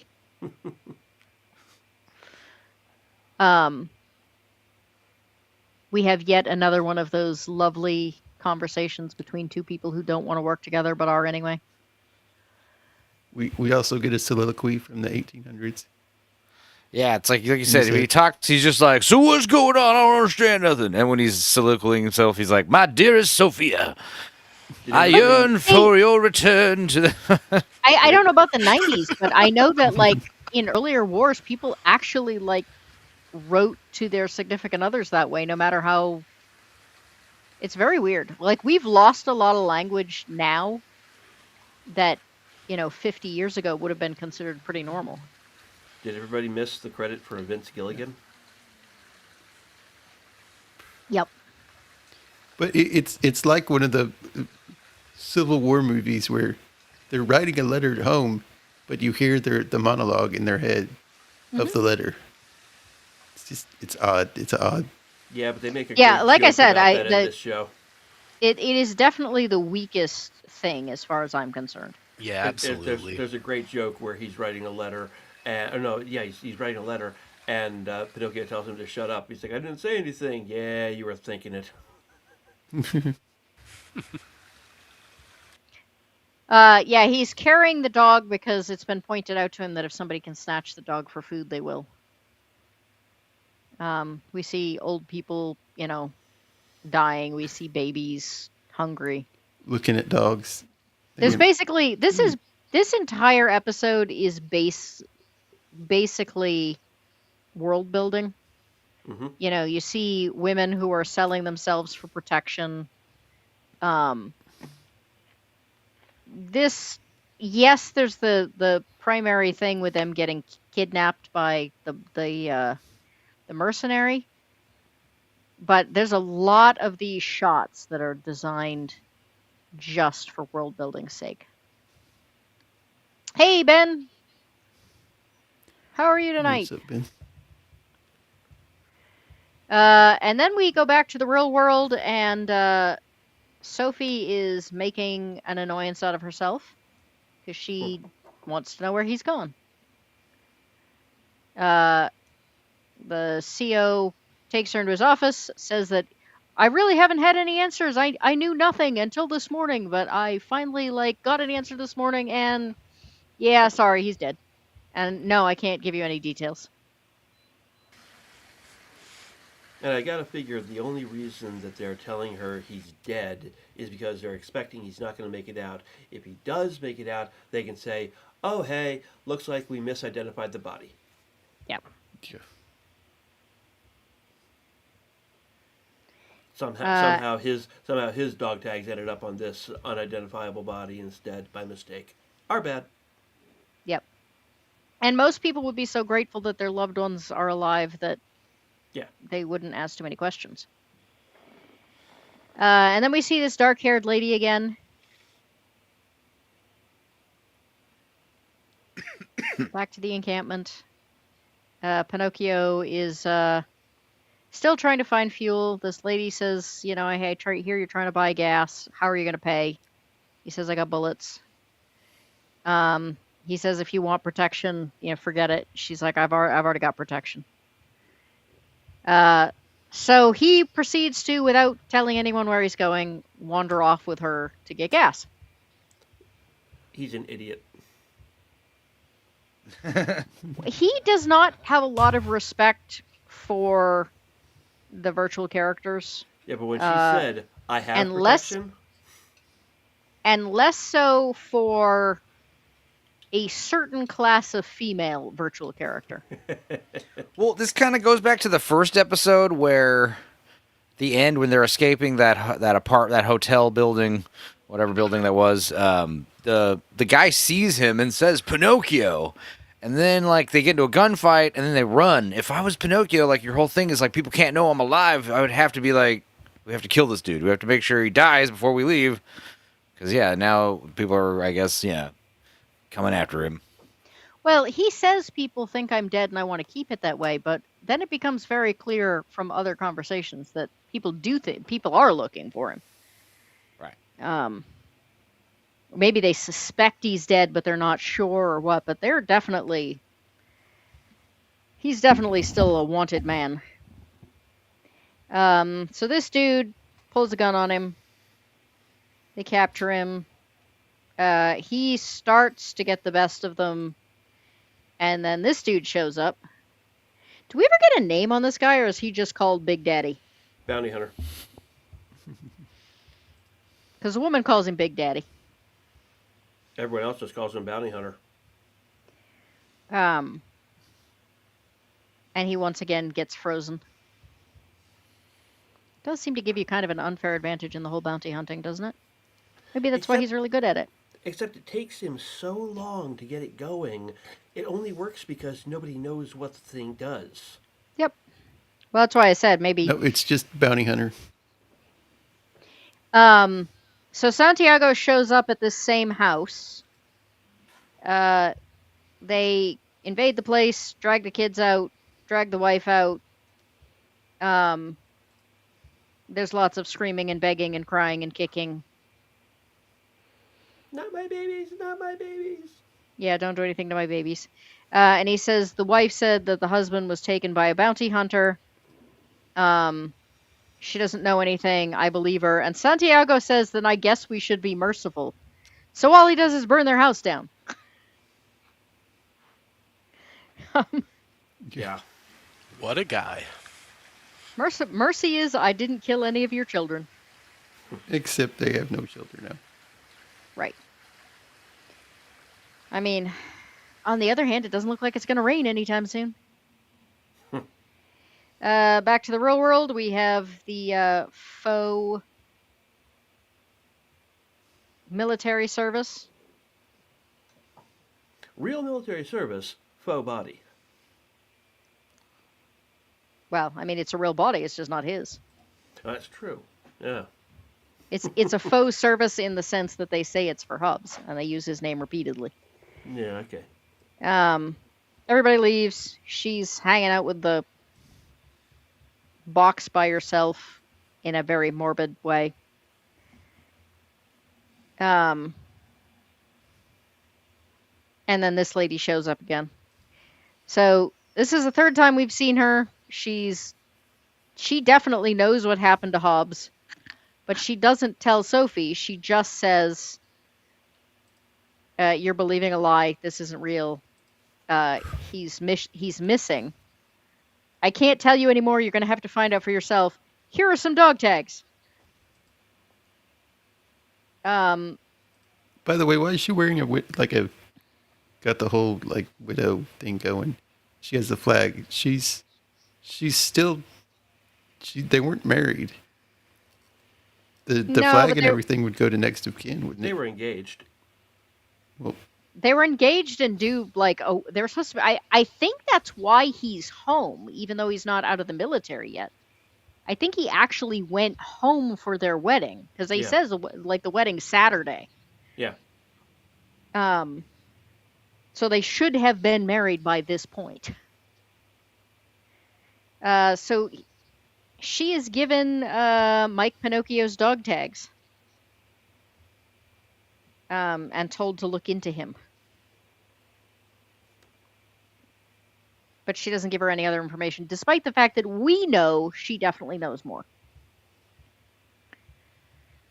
They go looking for Pinocchio. They find his car because once again, Pinocchio somehow is findable by everyone. They find the tire tracks, and then rather than taking the car, they proceed to follow them on foot. Dark room, Pinocchio gets thrown down a flight of stairs. We find out that the farmer who was captured earlier. Oh yeah, this guy, even though he's got hearing aids, he does not hear worth shit. Yep. He does a whole lot of what? Huh? Although it doesn't seem to affect him very greatly either. I mean, you would have expected that somebody could have snuck up on him because of his hearing problems, but they never have that pay off. Well, the really funny thing is he can't hear shit, but then later on he hears the dog go tiptoeing by him while he's sound asleep.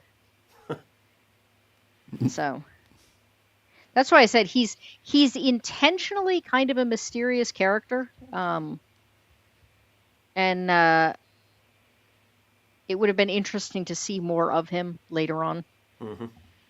I mean, most episodes would have had 24, or most seasons would have had 24 episodes. Yep. This got 9 with a 10th written, so even just with that, it still only had half a season. Yeah. So the farmer's got the crap kicked out of him. He said, "I'm really sorry they threatened my family." So this guy really has not gotten used to the idea that things aren't real either. I mean, he's bedded down with his wife from the real world and had kids and sold out a real person for the safety of a bunch of virtual characters. Yep. Pinocchio. And it is interesting because the guy mentions that they were asking about information about someone from my like his squadron or something like that, and initially like your assumption is that they're talking about Hobbs, but in reality they want information about Pinocchio. So it's like a nice little twist there. Yeah, and the interesting thing is that while Hobbs, they've said several times that there's an order out for Hobbs to die. Pinocchio, they very much seem to want back alive.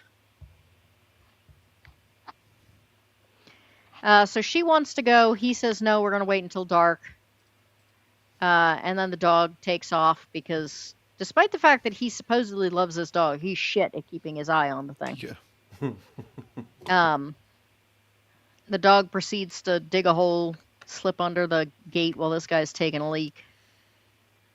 Apparently that dog can dig very fast, or that guy's a very slow peer. Got stones. He lights a cigarette. And this is another nice touch. That's a hand rolled. And if you were living in the slums, you wouldn't be smoking, nice cigarettes. Wouldn't know. Never smoked. Dog, huh? Wouldn't know. Never smoked. I mean, it's just kind of a thing that... Makes sense. Again, when you grow up in serious poverty, you can judge someone's social status by what they're smoking. Gotcha. So this guy is in a rocking chair sleeping. Dog walks right by him. He's trying to get the door open. Hears the dog whining. He's like, "You're going to mess this up for me."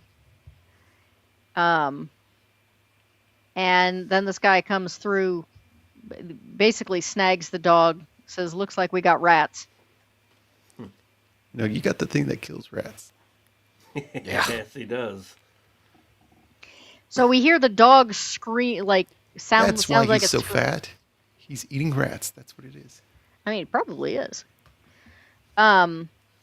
So this guy, we're waiting until after dark for Pinocchio, but the dog cries and boom, gone. Takes off running, leaves her in the dust. Jill, Pays I don't know if it does matters to not us. does not get tactical about this in any way, shape, or form. I'm sorry to interrupt, Jill. I don't know if it matters, but it's 8:01. Oh, sorry, 9:01 your time. Yeah, well, that was I why I didn't wanted to get through this quicker, so we'll didn't know zip if it through as mattered. quick as we can. Cool. If anybody needs to go, just let me know. I know. We'll give you a stop for a second while you plug your stuff. Kicks the door in, guns going. Once again, gets caught with a gun to the side. All of these people are real terrible at clearing rooms. Yeah. He finally gets the lock and says, "Yeah, we're out of here." Opens the door to like find Big Daddy with his team member. He's like, "Oh, the rest of your party's here." Norman is now taking care of the dog. You know, you could just call him Bounty Hunter, right? I didn't remember anybody calling him Bounty Hunter. I just remember her calling him Big Daddy because it took me a while to figure out which guy was actually her protector. Because when we first meet her, she's with the little Weasley guy with the gun. So I thought the pair of them were working for the main guy. And I had to watch it a couple of times before I realized that no, she actually belongs to the big guy with the hearing problem. So this is the point where he says, "Shut up." And he's like, "I wasn't even saying anything." He's like, "I can hear you. I can hear you thinking." And that's the Dearest Sophie moment. That's where he says, "Dearest Sophie." Yep. And then there's a weird part where he's like, yeah, you can hear his thoughts and stuff. How does that work? Yeah, he's like, shut up. Not saying anything. I can just tell you're thinking something. And this is interesting because he does appear to be able to hear for this like really inconvenient split second. He's like, "What?"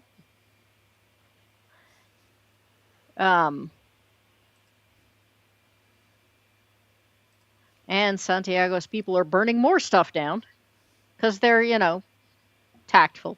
This is New Jersey, right? No, this is the Pittsburgh. Okay. And they are Basically, they are stormtroopers. well, even stormtroopers don't have to be very accurate when they're using flamethrowers. No. Only Imperial Stormtroopers are so precise. This guy shows up walking very calmly through the flame. Waters kind of goes, you kind of see the look on Waters' face. He's like, "Well, that's different." And he tells him that he's got men that he's looking for. Waters is like, "Great, we'll just pay you." He's like, "No, I want to talk to your boss." And now we're back in New Jersey. That is a nice truck. It is a nice truck.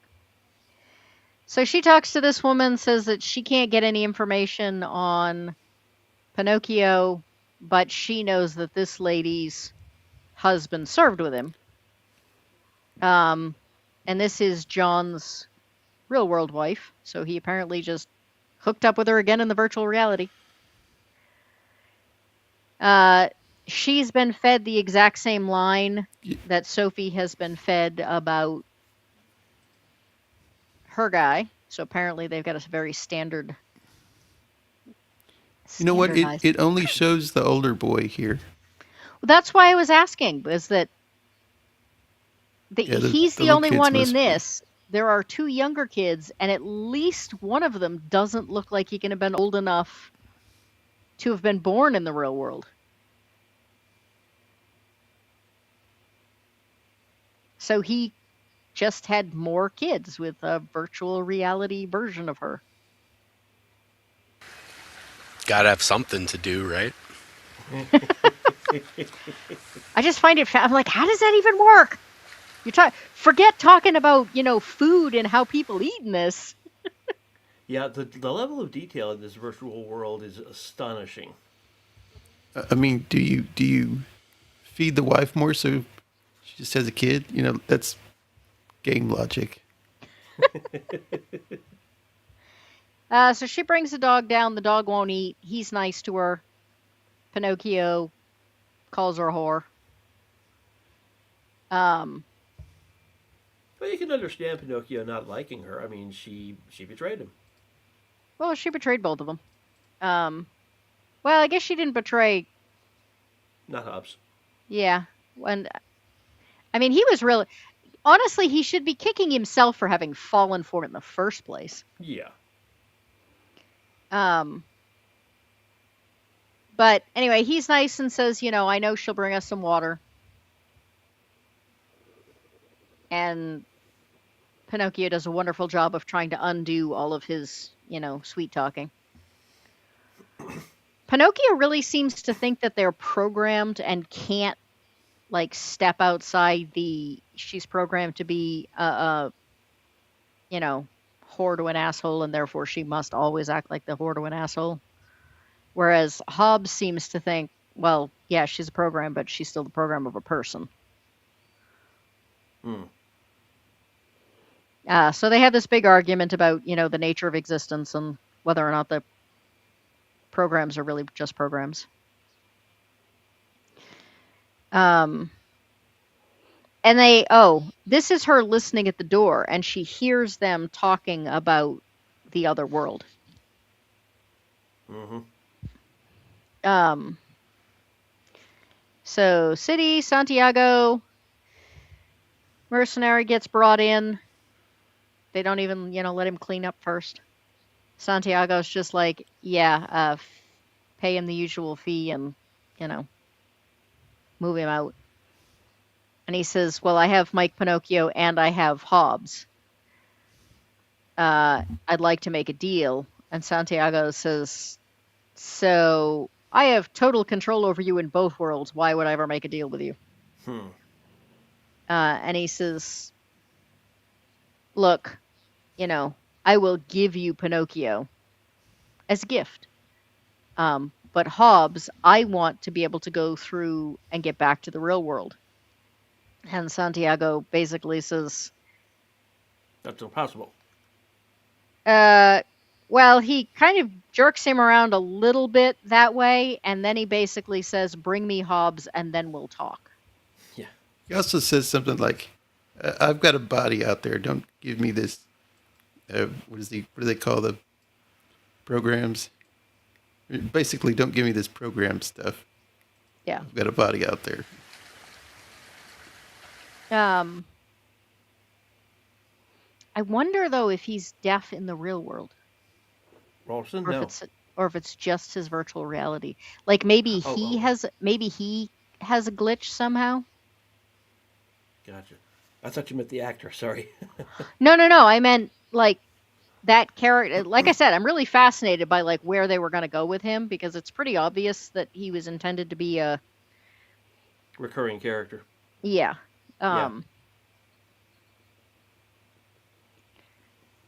So anyway, this is where he apologizes and said, they threatened my family. She comes in and says, asks him more about the real world. And then says, why do you treat me nicely? His answer to that should have been, "It's how I was raised, ma'am."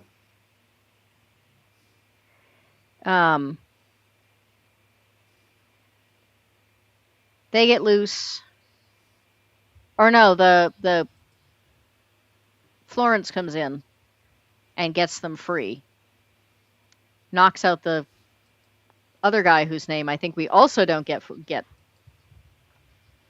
except that he's just grosser. I always just call him Tubby. the guy with the hat. Sidekick. That guy with the hat. She pulls a gun on them. Once again, everybody just drops their guns. Yeah. He says, hey, you have all the power. Like. Oh, he does have a name. It's Biggie. Oh, That's really? what it is. He's Biggie. The other guy's Bounty Hunter. She does say Big Daddy at one point, though. Oh, she does? Okay. But that might be why I got confused, because there are points where the sound in this is a little muffled. So he's like, yeah, you can shoot us or you can come with us. There's traffic coming. John shouts the warning. That's traffic. Um, they come up, surround the house. Oh, this is one of those moments. Yeah, this is They're another one of those moments where they're standing there, then you see the trucks come roaring through, they pull up, and they're gone. This well, I show mean, did it. they don't round the bend while they're still standing there, so they just hear traffic coming. Right, but it Yeah, cuts they're directly from them standing there to the trucks coming through to they're gone. The show did yeah that they're way too they're many dead times. in the fuel truck Yeah, from fuel Um, inhalation. a time I don't lapse know we how didn't much get to fuel they're. see. I mean, because he tried to get fuel out of that fuel truck, But he and there says wasn't. we're standing in ankle high in fuel. Yeah, Yeah, they would have been but I asphyxiating. think it By the must have way, been Yeah, like a they would have fuel. been dead in there in that tank. the vapors would have gotten to them. Um, I assume that's why he opens the tub. Hey, but a shot of some alcohol and they'll be fine. Even opening the top would not have helped them go. Basically, they'd have been in heavier than air vapors, and the air would not have been able to sink in to help them. It just would have killed them. Yep. Welcome to the 90s. Indeed. So he threatens her, says, if you hadn't seen him, why has this gun been fired? And she says, why didn't you tell me about the real world? Hmm. And he actually acts a little bit bashful, like, honest, baby. And he's like, well, you couldn't go anyway. Like, you can't go there. It doesn't work. So what was the point in telling you? She walks off. They're getting ready to take off. She says, all right, coast is clear. They get into the cab. He tries to convince her to come. There's a lot of this here. Please come with me. And then the woman Then they immediately get gets killed. shot. Yeah. It's like, Yeah. maybe I need to stop trying this. Well, again, that was a very 90s trope, you know. Come with me if you want to live. And Oh, you're dead. he's the one that kills her.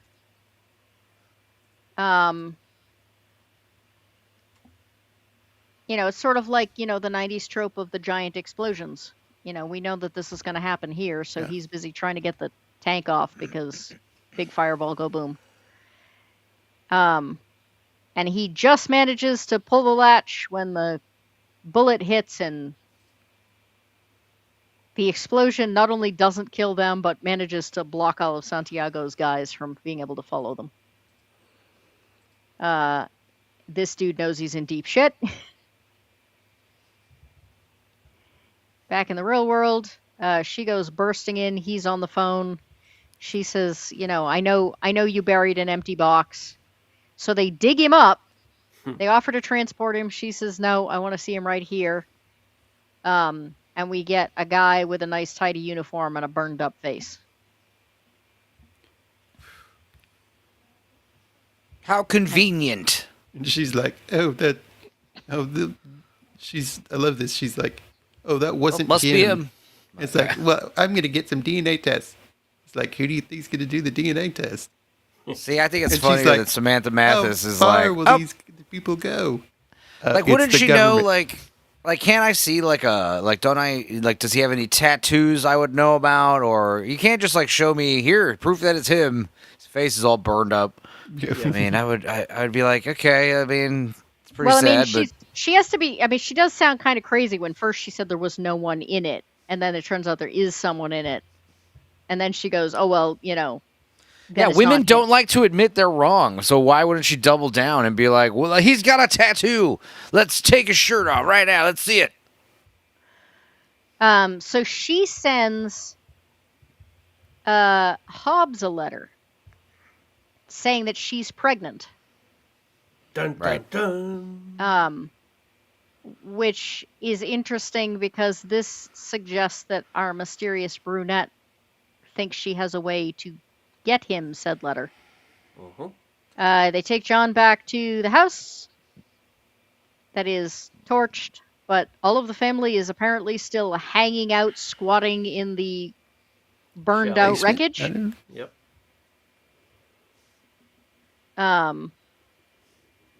And Pinocchio says, "Well, I know one thing. Whatever we do, we're gonna need gas." And so we're basically right back to the beginning of the episode. Yeah, pretty much. The episode where nothing happens. Yeah, filler. I mean, we meet the interesting bounty hunter guy. Interestingly, Did we I don't- episode's title- the I episode's don't think title of it was- as filler because, like I said, there was a lot of world building that they were trying That's to true. develop there. That's true. Yeah. The episode's title was Leviathan. That was taken from a title of a book that Thomas Hobbes wrote. The philosopher, I mean. Mhm. So we would cast a different main actor. Yeah. I think that's been made very clear. Any other major changes? The music people seem to like pretty well. Everybody seems to like Pinocchio pretty well. The scenery was done well. No voiceovers. Even the weaponry was pretty good overall. Just in general, casting and dear God, don't put it in the hands of a production company that's going to screw with it like Fox did. Well, the first three they didn't, but I'm curious, in the modern day choices, who would you cast as Hobbs today?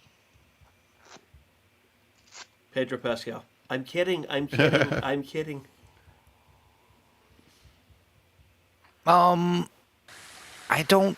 don't know. I mean, A nobody, honestly. yeah. Somebody who can act and looks the part. Well, I think that incredible naivete is part of what justifies some of his behaviors. But I mean, my initial thought was the only big actor that is the right age group is like Spider-Man there. Tom Holland. And I feel like he'd have that same kind of naivete appearance.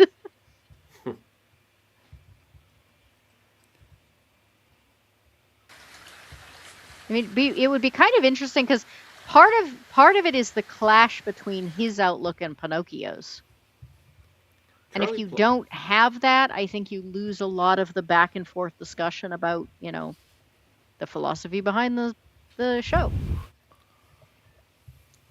Yeah. You've got two different worldviews from the two guys, Santiago and Pinocchio, and who's Hobbs gonna side with or rally behind. Well, but a lot of it too is Pinocchio's very bitter, cynical outlook, and Hobbs' very naive. He's got the gutter mouth. Anyone know the actor Lucas Hedges?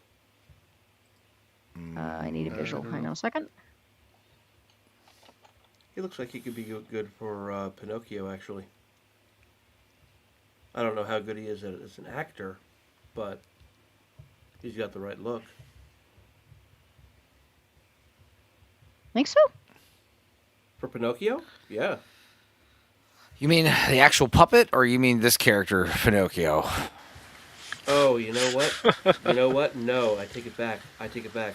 The picture I'm looking at here, he looks far older than he actually is. And he looks tougher, too. I was No. going to say, he looks kind of like a pretty boy, honestly. Yeah, I take it back. Definitely You not. want someone untrustworthy looking. Yeah. Wait, how about Pedro Pascal? Jesus. I mean, feel for like they- Hobbs, I really wouldn't mind just going with an unknown. I don't think there's any harm in that. it just needs to be an unknown that is a better actor. Is it? Oh yeah, raining this in dude someone's- is definitely the weakest. Is it raining in someone's area there? Because it sounds like running water. Oh, I'm sure. I mean, everybody seems to have. I get people that drive by and rev their engines all the time, so Okay, I was just wondering. it's a thing. Yeah, I mean, I don't think unknowns are. I mean, we got Wolverine because of an unknown. Yeah, that's my point. I do think in this day and age, though, that you might get away with Pinocchio being an unknown and Florence being an unknown, but Santiago, you know, Santiago's another, although I don't know. Terry O'Quinn has not really aged. You could just continue making him Santiago and change the name.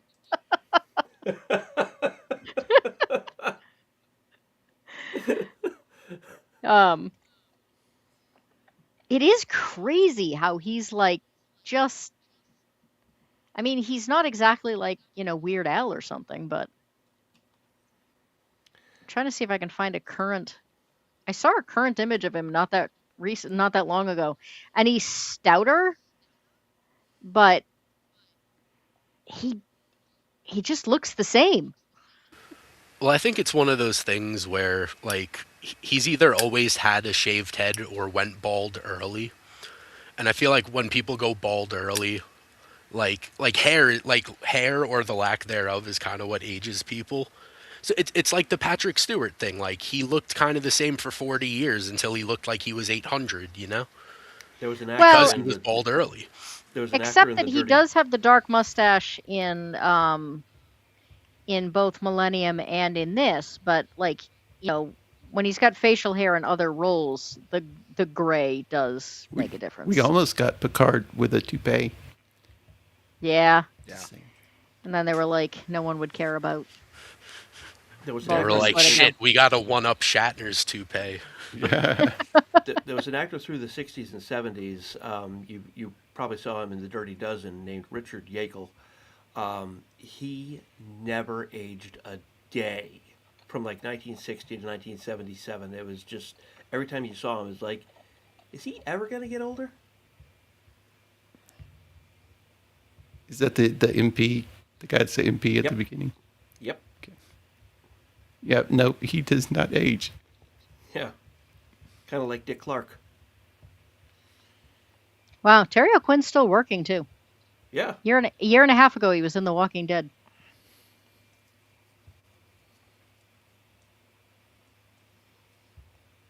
Terrence.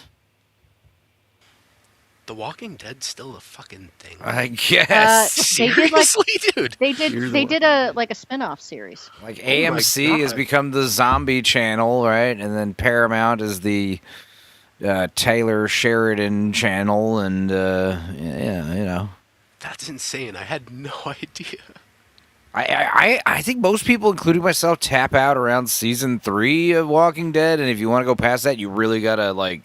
Dude, I didn't get Try. past season 1. Like, Yeah. I just never Yep. got into the show. Yep. Season That's 1 crazy. was cool until the last episode, because season 1 was pretty accurate, faithful depiction, faithful adaptation, and then See, the last look at episode that. just goes off the rails. Look at that. The mustache is still dark. The refined beard. The beard makes him a little bit older, but other than that, he just Yeah, looks just the recast same. him, dude. Just recast him and call him something different. Colonel O'Connor or whatever. Yeah. Hey, good for him, man. Yeah, Walking Dead Yeah. for me, I was done with season 1 because the whole world is filled with either zombies, villains, victims, or idiots. That's all there are. Oh well, I mean, you live long enough to see yourself become the. You die. What is it? You die young, Zombie. and you live long enough to see yourself. Yeah, to see yourself become the zombie. You die a hero, or you become a zombie. Yep. Or no, All you right, die folks. a hero and you become a zombie. Thank you very much for being here. We will try and be a little bit quicker with the next 2 episodes when we don't have quite as much world set up. The third one is the last one that was in the original run, and then we start getting into the guess which order this was actually like shown in. And things get a little spottier. So Honey Emma says I was once a human too, but then I took an arrow to the knee and became a zombie. All right. Took an arrow to the knee. I love that. Dutch, anything you want to plug? We are going to be covering Monty Python Wednesday on Earworms. Nice. Yep, going to do some group line readings. Going to be reenacting a lot of the scenes. Are you doing Holy Grail or are you doing the show? Oh, sorry, Holy Grail. Holy Grail. Okay. I assumed considering your recent pattern, but Oh yeah. You shall not pass. Oh, sorry. are you and Sundays? Are you guys still on? You guys must still be on what this? Are you on the Babylon. second Yeah. season of Babylon 5 yet? We're on the second season of Babylon 5. Next week we are covering the incredibly awesome episode Knives. Sweet. Sweet. And speaking of Babylon 5, Jacob. Yep. Yep. It begins tomorrow on my channel. Yeah, Hey, Jack. we'll start off with the pilot, which is the Gathering movie, which was the first episode. So yeah, I was going to say, I hope that's what we're covering because that's what I'm prepped for. All right, good deal. So yeah, that'll be fun. And I will be on Rome of the Empire's channel, and we're talking the movie I never can remember the name of. I don't think I've seen Logan's Run. We'll be covering that movie. If ever a movie deserved a remake. Yes. And then, yeah, I think that's it for right now. I'll be here next week. Alrighty. Be sure to tip your waitress. Try the meal. Enzo. Yes. Thanks for having me. This is a fun show. I'm into it. Yes. It gets worse. I know. Tomorrow, I like bad things, though. So tomorrow, I'll be on Outcast Creative for the Nielsen ratings, and then Tuesday night, I'll be on Abomination AJ's for Tighten Up Tuesdays, and we'll probably watch a movie in his Discord after that. And then Wednesdays, we watch on my channel is either going to be Howard the Duck, edited, or full-length Island of Terror. Howard the Duck. Yeah, those are the two that are on the docket that I could re-release. And then Sunday will be a special Dorkside Father's Day special. I'm going to do the Hot Ones Challenge. And we'll watch, some weird crap, talk about some funny stuff, and just get our spice on. All right. Cool. Eraser, anything you want to plug? Real quick, is the Howard the Duck one the one with Andrew? Yeah, re-release that one. And then Island of Terror is Babs and Adam, so Cool. I'm debating. But yeah, I'll be back here next week for this, and tomorrow I will be over at Jacob's for Babylon 5, The Gathering. I am really excited for that one, man. You just want to detox from Crusade. Dude, I need the Men in Black, mind erase thing. That shit was terrible. I realized I never watched Men in Black International. I should probably do that. No. Check it out. No. I'm gonna- gonna. Don't do Can't it. stop me. You can't talk me out of it. I'm gonna do it. Don't hurt yourself that way. Our timing is apparently excellent because my dog has just broken into my office to announce, "Why the hell have you not gone to bed yet?" He literally just threw himself against the door hard enough to pop the door open. Good dog. All right. I am the Eclectic Goat. I will also be on Jacob's channel tomorrow to talk about The Gathering. Woo! I feel like there's something else I'm supposed to do later this week, but I'll be darned if I can remember what it is. And I don't have anything on my calendar, so probably I just assume I should be busier than I am. And I'm crazy busy, so. None of you care about all of the games that I'm running this weekend, so after that, I do believe that I will be back here next Monday. I care. And then the following weekend after that will be the local convention that I hope to take some video of and possibly do some live streaming from there, if they will let me. In my best Luke Skywalker voice, I care. And somewhere in there, I'm also hoping to get another round of Diablo demon killing going for several hours. So, because I could use the break. Thank you very, very, very, very, very, very, very much to everyone who donated tonight. Thank you to Goofus as your GM and our favorite bear, and whoever the anonymous donor was otherwise. You are all wonderful. My stress level dropped noticeably just in the last 2.5 hours, and I Oh, appreciate you good. all a Good ton. deal. So it's it's an unfortunately small chunk of the bills, but it will take care of the most important, most concerning one. And I love you all. I have the greatest herd ever. So Hanayama-san was here. Everyone have a wonderful night, and come see us tomorrow on Jacob's channel. And happy headbutting. Mwah. It's a fucking good. Eclectic Goat's got videos of indie authors and cinema love. A passion for the weird and the strange. She's snappily dressed and only slightly deranged. Come and meet the Eclectic Goat, lover of classics and whiskey notes, disciple of horror and the written word. Happy head hunting, come join the herd.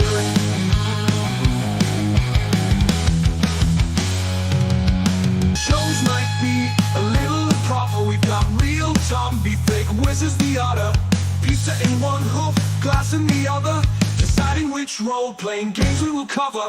Come and meet the Eclectic Goat, lover of classics and whiskey notes, disciple of horror and the written word. Happy headbutting, come join the herd.